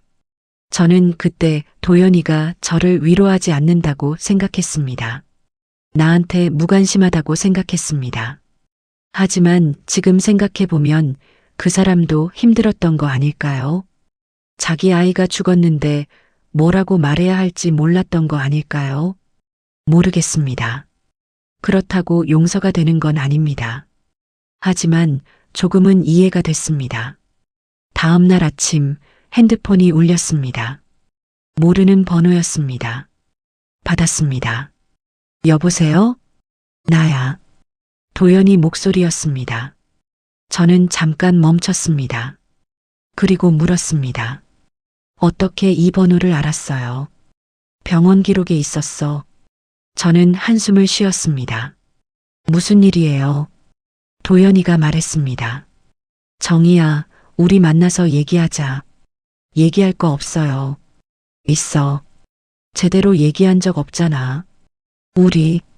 저는 잠깐 생각했습니다. 도연이가 말했습니다. 딱 한 번만. 그 이후로는 연락하지 않을게. 저는 한숨을 쉬었습니다. 알았어요. 언제요? 내일. 병원 근처 카페에서 1시. 저는 대답했습니다. 알았어요. 전화를 끊었습니다. 창밖을 봤습니다. 내일 뭘 얘기하게 될까요? 무서웠습니다. 하지만 동시에 이상하게 마음이 놓이기도 했습니다. 적어도 끝을 낼 수 있으니까. 다음 날 카페에서 도연이를 만났습니다. 민서는 순자 언니한테 맡겼습니다. 잠깐만 봐달라고 했더니 순자 언니가 흔쾌히 맡아줬습니다. 카페에 도착하니 도연이가 먼저 와 있었습니다. 창가 자리에 앉아 있었습니다. 저는 맞은편에 앉았습니다. 커피 뭐 마실래? 아메리카노요. 도연이가 주문했습니다. 커피가 나왔습니다. 잠깐 침묵이 흘렀습니다. 도연이가 먼저 입을 열었습니다. 정희야, 그동안 어떻게 살았어? 저는 대답했습니다. 그냥요. 일하면서요. 힘들었겠다. 네. 도연이가 커피를 마셨습니다. 나도 힘들었어. 저는 대답하지 않았습니다. 도연이가 말했습니다. 이혼하고 나서 한동안 아무것도 못했어. 병원 일만 했어. 그것밖에 못하겠더라. 그래서요. 너 찾으려고 했어. 전화번호 바꾸고 이사 가서 못 찾겠더라. 저는 말했습니다. 일부러 그런 거예요. 찾지 마세요. 알아. 근데 그래도 궁금했어. 잘 사는지 힘든 건 없는지. 저는 웃었습니다. 잘 살았어요. 당신 없이도요. 도연이는 대답하지 않았습니다. 저는 말했습니다. 할 말이 그거예요? 도연이가 고개를 저었습니다. 아니, 다른 거.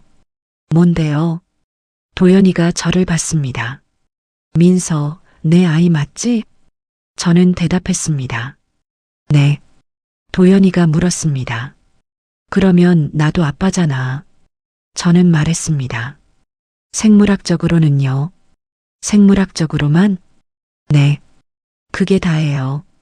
도연이의 얼굴이 굳었습니다. 정희야, 나도 아빠 역할 하고 싶어. 저는 웃었습니다. 아빠 역할이요? 당신이요? 왜 안 돼? 저는 말했습니다. 당신은 5년 전에 아빠 역할 할 기회가 있었어요. 그때 못했잖아요. 그건 저는 말을 끊었습니다. 그때 당신이 어머니한테 막아줬으면 저 혼자 병원 가려고 하지 않았을 거예요. 당신이 한마디만 해줬으면. 정희야. 저는 눈물이 났습니다. 그때 당신은 아무 말도 안 했어요.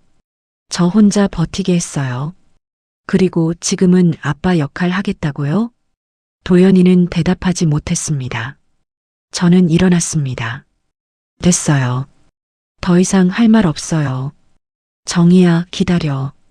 저는 돌아보지 않고 카페를 나왔습니다.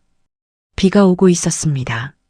아까까지 맑았는데 갑자기 비가 쏟아졌습니다. 우산이 없었습니다. 저는 그냥 걸었습니다. 비를 맞으며요. 눈물이 났습니다. 비랑 섞여서 흘러내렸습니다. 왜 울지? 왜 이렇게 슬프지? 모르겠었습니다. 버스 정류장에 도착했습니다. 버스를 기다렸습니다. 비를 맞고 서 있는데 갑자기 배가 아팠습니다. 아, 뭐지? 저는 배를 움켜잡았습니다. 산후 회복이 안 됐나 싶었습니다. 버스가 왔습니다. 탔습니다. 버스 안에서 앉아 있는데 점점 더 아팠습니다. 아, 이건 뭐지? 옆 사람이 저를 봤습니다. 저기 괜찮으세요? 저는 대답하려고 했는데 말이 안 나왔습니다. 눈앞이 캄캄해졌습니다. 그리고 기억이 끊겼습니다. 눈을 떴을 때 저는 병원 침대에 누워 있었습니다. 팔에 수액이 꽂혀 있었습니다. 모니터에서 삐삐삐 소리가 났습니다. 뭐야, 또 병원이야. 옆에서 목소리가 들렸습니다. 정신 차렸어? 고개를 돌렸습니다. 도연이가 앉아 있었습니다. 저는 물었습니다. 여기 어디예요? 응급실. 내가 버스에서 쓰러졌대. 저는 눈을 감았습니다. 민서는요? 순자 씨한테 맡겨놨어. 내가 연락했어. 저는 한숨을 쉬었습니다. 뭐가 문제예요? 도연이가 말했습니다. 산후 출혈이 좀 있었대. 무리해서 그런 거래. 저는 눈을 감은 채 물었습니다. 심각한 거예요? 아니, 지금은 괜찮아. 근데 당분간 쉬어야 해. 저는 웃었습니다. 쉬어야 한다. 쉴 수가 있으면 좋겠네. 도연이가 말했습니다. 정희야, 무리하지 마. 제발. 저는 눈을 떴습니다. 도연이를 봤습니다. 무리하지 말라고요? 무리 안 하면 어떡해요? 아기 누가 키워요? 돈은 누가 벌어요? 내가. 저는 말을 끊었습니다. 당신 도움 안 받아요. 이미 말했잖아요. 도연이는 대답하지 못했습니다. 저는 일어나려고 했습니다. 하지만 어지러워서 다시 누웠습니다. 도연이가 말했습니다. 오늘은 여기 있어. 내일 아침에 퇴원해. 저는 대답하지 않았습니다. 눈을 감았습니다. 피곤했습니다. 그날 밤 꿈을 꿨습니다. 5년 전 꿈이었습니다. 병원 복도를 걷고 있었습니다. 배가 아팠습니다. 피가 흘렀습니다. 도와주세요, 도와주세요. 소리쳤지만 아무도 없었습니다. 복도 끝에 문이 있었습니다. 문을 열었습니다. 수술실이었습니다. 수술대가 있었습니다. 수술대 위에 아기가 누워 있었습니다. 아기 다가갔습니다. 아기 얼굴을 봤습니다. 아기가 눈을 떴습니다. 저를 보며 웃었습니다. 엄마. 저는 비명을 질렀습니다. 눈을 떴습니다. 땀에 젖어 있었습니다.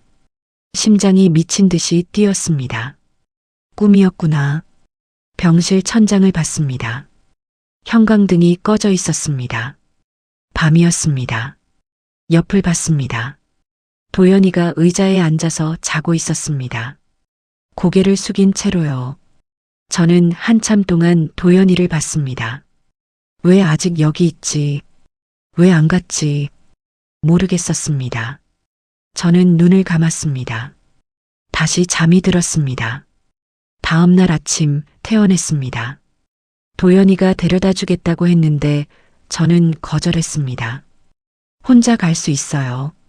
정희야. 저는 도연이를 봤습니다.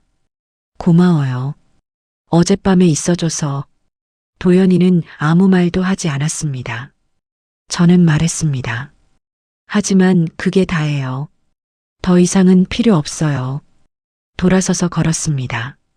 뒤에서 도연이 목소리가 들렸습니다. 정희야, 나 포기 안 해. 저는 멈추지 않았습니다. 그냥 걸었습니다. 집에 돌아왔습니다. 순자 언니가 민서를 데리고 와 있었습니다. 정희야, 괜찮아? 저는 민서를 안았습니다. 작고 따뜻한 몸. 네, 괜찮아요. 순자 언니가 말했습니다. 너 너무 무리하지 마. 쓰러지면 어떡해. 저는 고개를 끄덕였습니다. 네, 조심할게요. 순자 언니가 돌아가고 저는 민서를 안고 창밖을 봤습니다. 해가 지고 있었습니다. 노을이 붉었습니다. 저는 민서한테 속삭였습니다. 미안해. 엄마가 아파서. 미안해. 민서가 눈을 떴습니다. 까만 눈이 저를 봤습니다. 저는 울었습니다. 어떡하지? 이러다가 정말 쓰러지면 어떡하지? 무서웠습니다. 그날 밤 핸드폰이 울렸습니다. 도연이었습니다. 받지 않았습니다. 또 울렸습니다. 또 받지 않았습니다. 문자가 왔습니다. 정희야, 무리하지 마. 뭐든 필요하면 연락해. 저는 문자를 읽고 핸드폰을 내려놓았습니다. 뭐든 필요하면 연락하라고. 저는 필요한 게 많았습니다. 돈도 필요하고 사람 손도 필요하고 잠도 필요했습니다. 하지만 그 사람한테 받고 싶지 않았습니다. 자존심이었습니다. 바보 같은 자존심. 하지만 그게 저였습니다. 다음 날 저는 공장에 전화했습니다. 다음 주부터 일 나갈 수 있을까요? 반장님이 대답하셨습니다. 정희 씨, 몸은 괜찮아? 무리하지 마. 저는 대답했습니다. 괜찮아요. 일해야 해요. 반장님은 한숨을 쉬셨습니다. 알았어. 근데 천천히 해. 알았지? 저는 전화를 끊고 창밖을 봤습니다. 일해야 했습니다. 돈이 필요했습니다. 병원비도 갚아야 하고 아기 분유도 사야 하고 쉴 틈이 없었습니다. 그때 초인종이 울렸습니다. 문을 열었습니다. 김말순 전 시어머니가 서 있었습니다. 저는 놀라서 한 발짝 물러섰습니다. 시어머니가 말씀하셨습니다. 들어가도 되겠니? 저는 잠깐 망설이다가 문을 열어줬습니다. 시어머니가 들어왔습니다. 방 안을 둘러봤습니다. 좁구나. 저는 대답하지 않았습니다. 시어머니가 민서를 봤습니다. 침대에서 자고 있는 민서를. 잘 자네. 저는 말했습니다. 무슨 일이세요? 시어머니가 저를 봤습니다. 도연이한테 들었다. 내가 쓰러졌다고. 저는 대답하지 않았습니다. 시어머니가 말씀하셨습니다. 왜 혼자 무리해? 저는 웃었습니다. 혼자 무리하는 게 아니라 혼자라서 무리하는 거예요. 시어머니는 대답하지 않으셨습니다. 저는 말했습니다. 시어머니, 무슨 말씀하시려고 오셨어요? 시어머니가 가방에서 봉투를 꺼냈습니다. 이거. 저는 봉투를 받았습니다. 열어봤습니다. 돈이었습니다. 두꺼운 돈뭉치. 뭐예요, 이게? 아이 양육비다. 저는 봉투를 시어머니한테 내밀었습니다. 필요 없어요. 시어머니가 눈을 찡그렸습니다. 왜? 저는 말했습니다. 이 아이는 제가 키울 거예요. 도연 씨 돈도 시어머니 돈도 필요 없어요.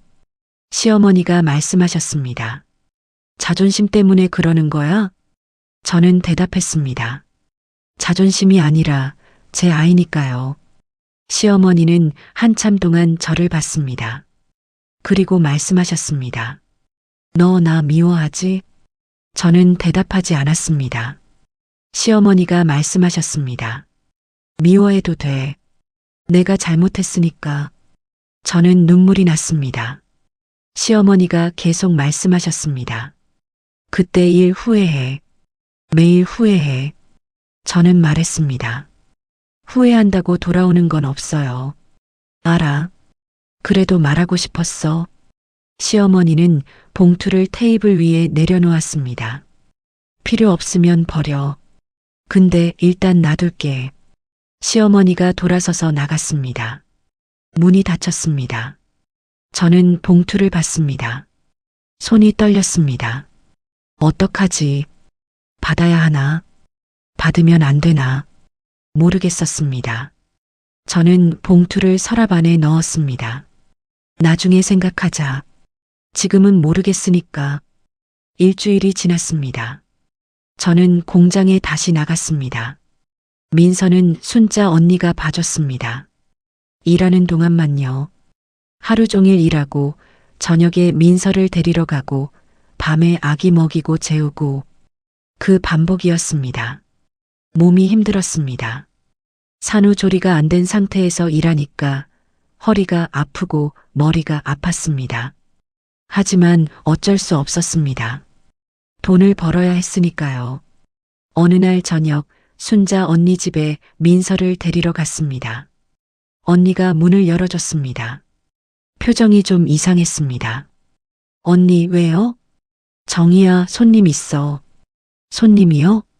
언니가 안으로 들어가라고 했습니다. 거실에 들어갔습니다. 도연이가 앉아 있었습니다. 저는 멈췄습니다. 왜 여기 있어요? 도연이가 일어났습니다. 너 만나려고. 저는 순자 언니를 봤습니다. 언니, 왜 알려줬어요? 순자 언니가 말했습니다. 정희야, 미안해. 근데 이 사람이 진심인 것 같아서. 저는 한숨을 쉬었습니다. 도연이가 말했습니다. 정희야, 5분만 얘기하자. 저는 민서를 안았습니다. 할 말 없어요. 있어. 제발. 저는 도연이를 봤습니다. 그 얼굴이 수척해 보였습니다. 다크서클이 짙었고 볼이 좀 꺼져 있었습니다. 알았어요. 5분만. 저는 순자 언니한테 민서를 맡기고 도연이와 밖으로 나갔습니다.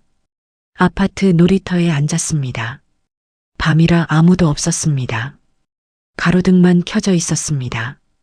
도연이가 먼저 말했습니다. 정희야, 나 산부인과 그만두려고. 네. 저는 놀라서 도연이를 봤습니다. 왜요? 도연이가 말했습니다. 너 때문에. 저 때문에요? 응. 너랑 얘기하면서 많이 생각했어. 내가 왜 산부인과를 했는지, 뭘 위해서 일하는지. 저는 대답하지 않았습니다.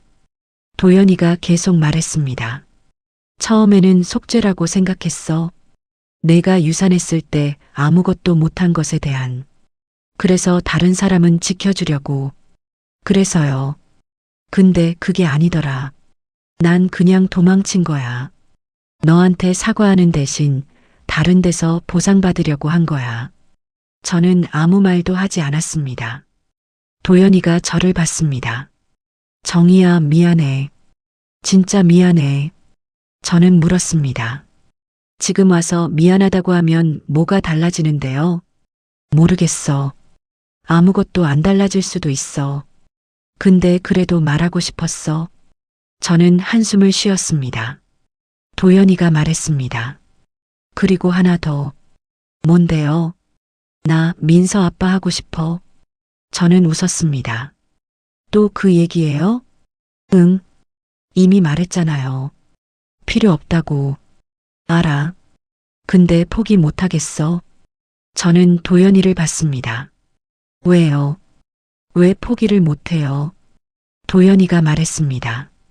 민서가 내 아이니까. 당신 아이라고요? 이름도 윤민서예요. 이씨 아니에요. 알아. 그래도 내 아이야. 저는 눈을 감았습니다. 도연 씨, 당신이 뭘 원하든 저는 안 바뀌어요. 이 아이는 제가 키울 거예요. 나도 같이 키우면 안 돼? 저는 눈을 떴습니다. 같이요? 응. 같이. 같이 살자는 게 아니라 같이 키우자는 거야. 주말에 내가 봐주거나 양육비 내거나. 저는 한참 동안 생각했습니다. 그리고 물었습니다. 왜요? 왜 그렇게까지 해요? 도연이가 말했습니다.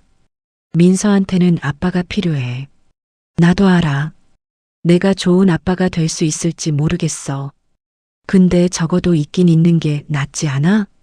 저는 대답하지 못했습니다. 도연이가 말했습니다. 너한테 잘해주겠다는 게 아니야. 그건 내가 자격이 없어. 근데 민서한테는 잘해주고 싶어? 저는 하늘을 봤습니다. 별이 보였습니다. 잠깐 침묵이 흘렀습니다. 저는 물었습니다. 시어머니는요?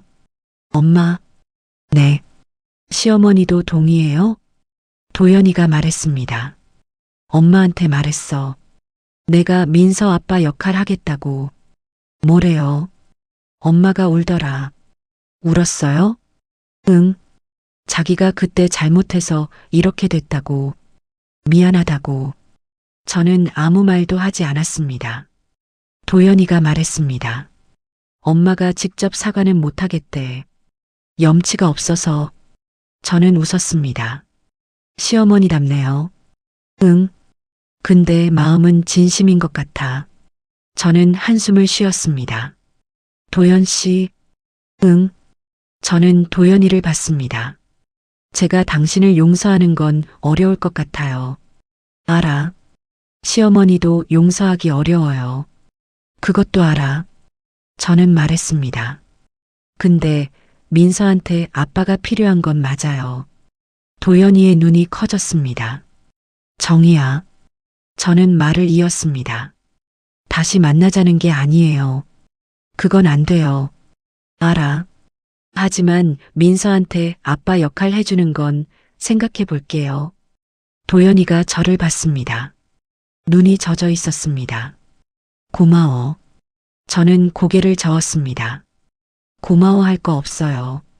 민서를 위한 거예요. 알아. 그래도 고마워.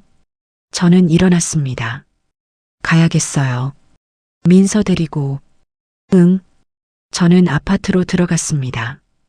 뒤돌아보지 않았습니다. 하지만 이상하게 마음이 좀 가벼워진 느낌이었습니다. 집에 돌아왔습니다. 민서를 침대에 눕히고 저는 창밖을 봤습니다. 달이 떠 있었습니다. 보름달이었습니다. 저는 서랍을 열었습니다. 시어머니가 두고 간 봉투가 있었습니다. 꺼냈습니다. 열어봤습니다. 돈뭉치와 함께 편지 한 장이 있었습니다.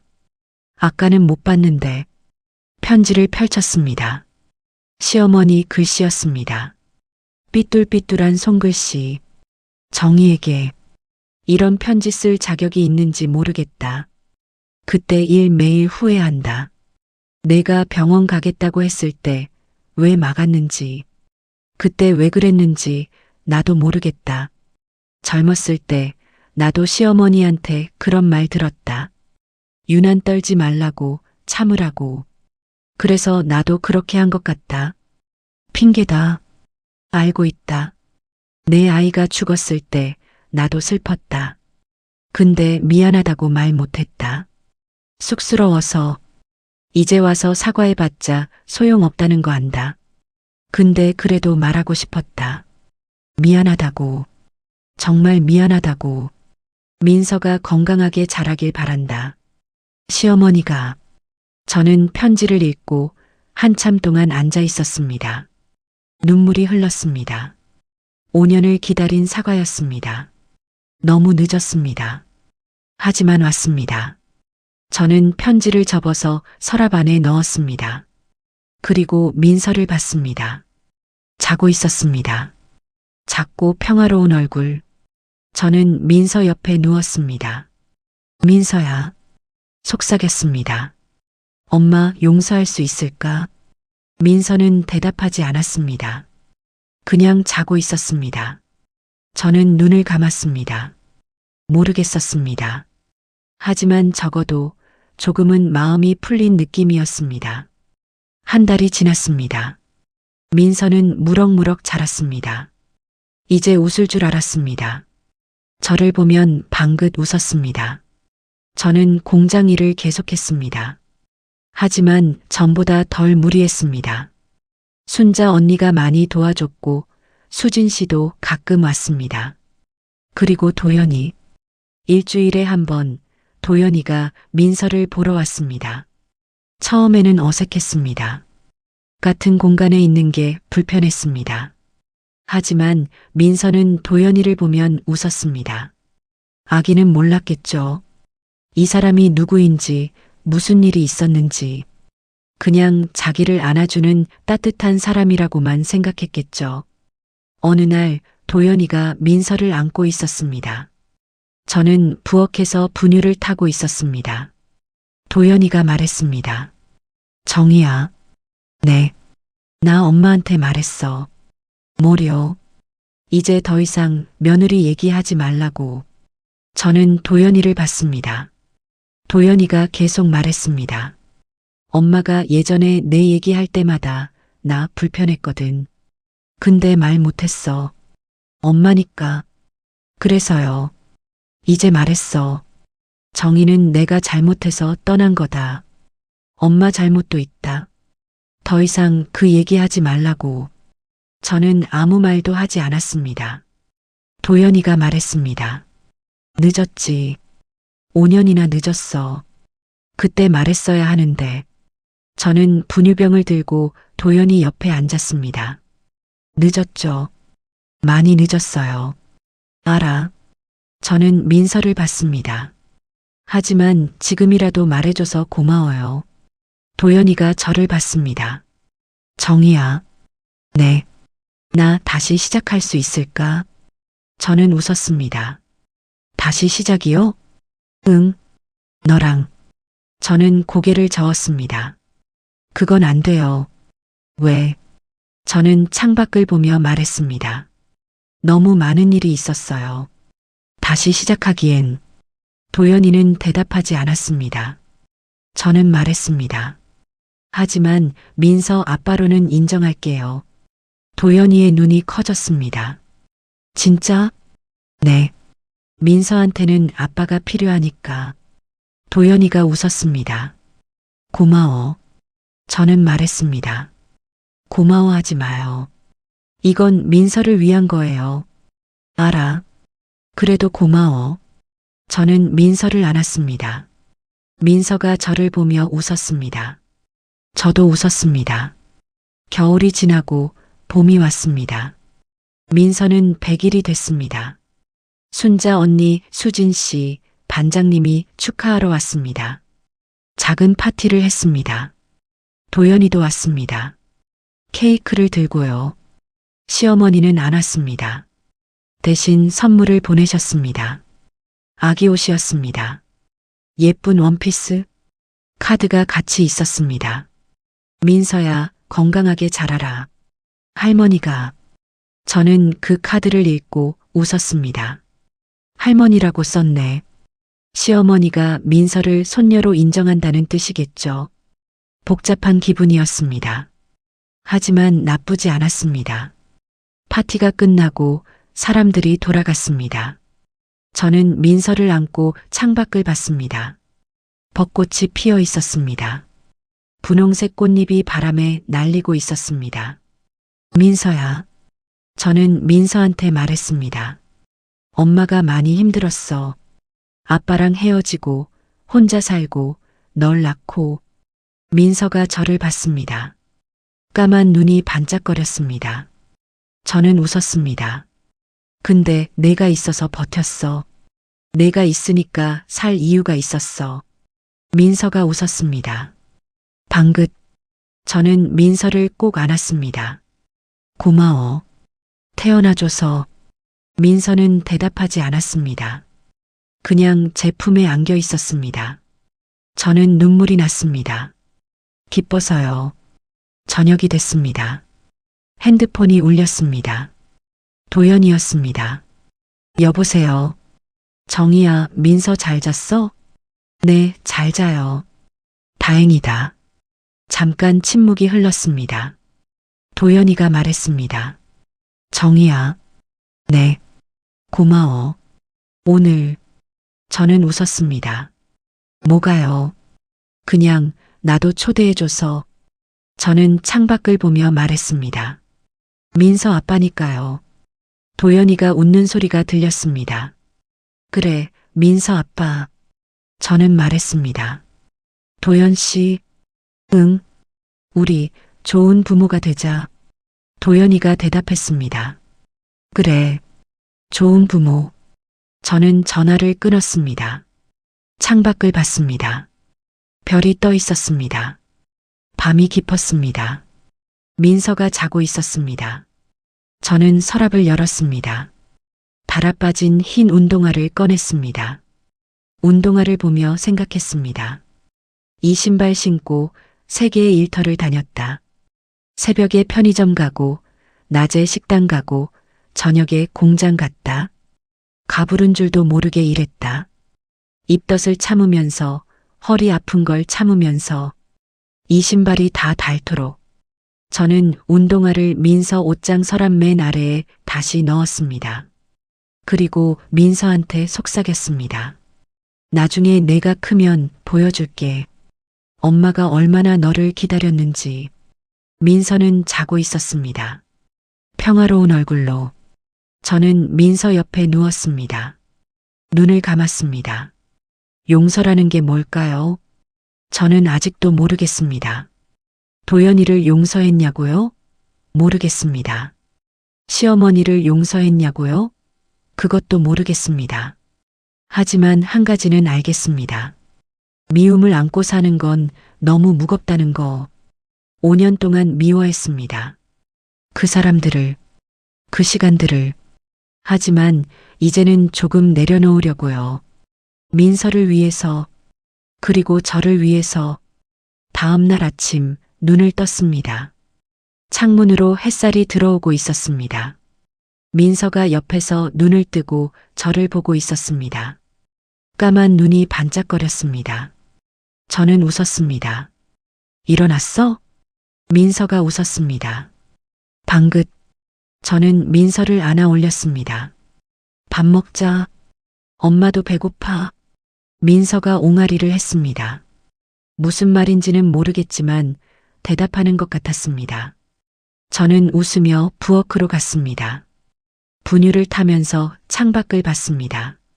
벚꽃이 흩날리고 있었습니다. 봄이구나. 새로운 계절이 왔습니다. 저는 생각했습니다.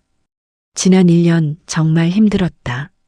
임신을 숨기고 혼자 일하고 쓰러지고 출산하고 전 남편을 다시 만나고 시어머니 사과를 받고 힘들었습니다. 너무 힘들었습니다. 하지만 지나왔습니다. 그리고 이제 새로운 시작입니다. 민서한테 분유를 먹이면서 말했습니다. 민서야, 엄마가 약속할게. 민서가 저를 봤습니다. 저는 말했습니다. 엄마는 절대 너한테 상처 주는 말 안 할게. 유난 떤다고 안 할게. 참으라고 안 할게. 민서는 분유를 먹으며 저를 봤습니다. 저는 계속 말했습니다. 내가 아프면 바로 병원 갈게. 내가 힘들면 안아줄게. 내가 울면 같이 울어줄게. 민서가 분유를 다 먹고 저를 보며 웃었습니다. 저는 민서를 안았습니다. 사랑해. 속삭였습니다. 세상에서 제일 사랑해. 오후에 새 운동화가 배달됐습니다. 인터넷으로 주문한 거였습니다. 흰색이 아니라 이번엔 연분홍색. 저는 새 운동화를 신어봤습니다. 발이 편했습니다. 밑창이 탄탄했습니다. 거울을 봤습니다. 예전보다 살이 좀 붙었습니다. 얼굴에 혈색이 돌았습니다. 다크서클은 아직 있지만 전보다는 나았습니다. 저는 웃었습니다. 새 신발 신고 새 출발이다.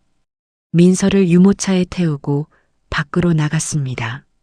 벚꽃 구경하러요. 공원에 사람들이 많았습니다. 가족들, 연인들, 친구들. 저는 유모차를 밀며 걸었습니다. 벚꽃이 바람에 흩날렸습니다. 분홍색 꽃잎이 민서 유모차 위에 떨어졌습니다. 저는 꽃잎을 집어서 민서한테 보여줬습니다. 예쁘지? 민서가 꽃잎을 보며 손을 뻗었습니다. 저는 웃었습니다. 벤치에 앉아서 쉬고 있는데 핸드폰이 울렸습니다. 수진 씨였습니다. 언니 뭐해요? 벚꽃 구경 중이요. 오, 좋겠다. 민서도 같이? 네. 수진 씨가 웃었습니다. 언니 많이 좋아 보여요. 목소리가. 저는 웃었습니다. 그래요? 네. 전에는 항상 지쳐 있었는데 지금은 달라요. 저는 벚꽃을 보며 말했습니다. 조금씩 나아지고 있어요. 다행이다. 정말 다행이다. 저는 전화를 끊고 하늘을 봤습니다. 파란 하늘에 벚꽃이 흩날리고 있었습니다. 예뻤습니다. 집에 돌아오는 길에 편의점 앞을 지나갔습니다. 예전에 제가 일하던 편의점이었습니다. 새벽에 삼각김밥 진열하고 입덧 참으며 일하던. 잠깐 멈춰서 편의점을 봤습니다. 안에 다른 직원이 있었습니다. 젊은 여자였습니다. 카운터에서 손님을 응대하고 있었습니다. 저는 웃었습니다. 그때는 정말 힘들었지. 하지만 지나갔습니다. 다 지나갔습니다. 저는 유모차를 밀며 집으로 향했습니다. 저녁이 됐습니다. 민서를 재우고 저는 창밖을 봤습니다. 노을이 지고 있었습니다. 하늘이 주황색과 보라색으로 물들어 있었습니다. 저는 생각했습니다. 1년 전 저는 절망 속에 있었습니다. 임신을 알게 됐을 때 어떡하지 그 생각밖에 안 들었습니다. 혼자서 어떻게 키우지? 돈은 어떻게 벌지? 그 사람한테 알리면 안 되는데 무서웠습니다. 막막했습니다. 하지만 지금 여기 있습니다. 민서와 함께 혼자가 아니라 도와주는 사람들과 함께 핸드폰을 열어서 사진첩을 봤습니다. 민서 사진이 가득했습니다. 태어났을 때, 100일 때, 벚꽃 아래서 저는 사진을 보며 웃었습니다. 그리고 한 장의 사진을 봤습니다. 달아빠진 흰 운동화 사진. 언젠가 찍어둔 거였습니다. 버리기 전에 기록으로 남기려고. 저는 그 사진을 보며 생각했습니다. 이 신발이 나를 여기까지 데려왔구나. 새벽 편의점으로, 낮 식당으로, 저녁 공장으로, 그리고 민서한테로. 밤이 깊었습니다. 저는 침대에 누워서 천장을 봤습니다. 옆에서 민서가 자고 있었습니다. 작은 숨소리가 들렸습니다. 저는 눈을 감았습니다. 내일은 또 어떤 하루가 올까? 모르겠습니다. 하지만 괜찮습니다. 민서가 있으니까, 저를 도와주는 사람들이 있으니까, 그리고 무엇보다 제가 여기까지 왔으니까. 잠이 들기 전 마지막으로 생각했습니다. 5년 전 저는 아이를 잃었습니다. 그 상처가 너무 커서 모든 걸 버리고 떠났습니다. 하지만 세상은 저한테 다시 기회를 줬습니다. 민서라는 이름의 기회를. 이번엔 지켰습니다. 이번엔 해냈습니다. 그러니까 괜찮습니다. 앞으로도 괜찮을 겁니다. 눈을 감았습니다. 민서의 따뜻한 체온이 느껴졌습니다. 저는 미소를 지으며 잠이 들었습니다. 창밖으로 달빛이 들어왔습니다. 평화로운 밤이었습니다. 그렇게 봄이 왔습니다. 달아빠진 흰 운동화는 서랍 안에서 조용히 쉬고 있습니다. 언젠가 민서가 크면 꺼내서 보여줄 겁니다. 엄마가 너를 얼마나 기다렸는지, 얼마나 힘들었는지, 그래도 얼마나 사랑했는지 그 이야기를 해줄 겁니다. 오늘 제가 여러분께 한 것처럼 오늘의 사연 여기까지입니다. 달아빠진 흰 운동화 하나로 세계의 일터를 오가며 아무에게도 기대지 않고 아이를 지켜낸 한 여자의 이야기였습니다. 용서라는 게 쉽지 않죠. 미움을 내려놓는 것도, 다시 손 내미는 것도요. 하지만 때로는 그 무거운 짐을 내려놓아야 비로소 앞으로 걸어갈 수 있는 것 같습니다. 오늘 이 사연이 여러분 마음에 작은 위로가 되었으면 좋겠습니다. 여러분은 지금 어디서 듣고 계신가요? 퇴근길 버스 안에서, 설거지 하시면서, 아니면 잠들기 전 침대에 누워서 듣고 계실까요? 댓글로 알려주세요. 어디서 듣고 계신지, 그리고 오늘 사연 중에 어떤 장면이 제일 마음에 남으셨는지요. 여러분의 댓글 하나하나가 저희한테는 큰 힘이 됩니다. 아직 구독과 좋아요 안 누르신 분들, 지금 눌러주시면 다음 사연도 놓치지 않고 들으실 수 있습니다.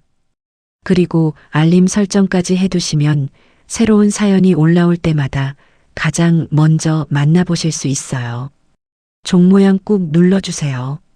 그러면 다음 사연에서 또 뵙겠습니다. 오늘도 들어주셔서 감사합니다.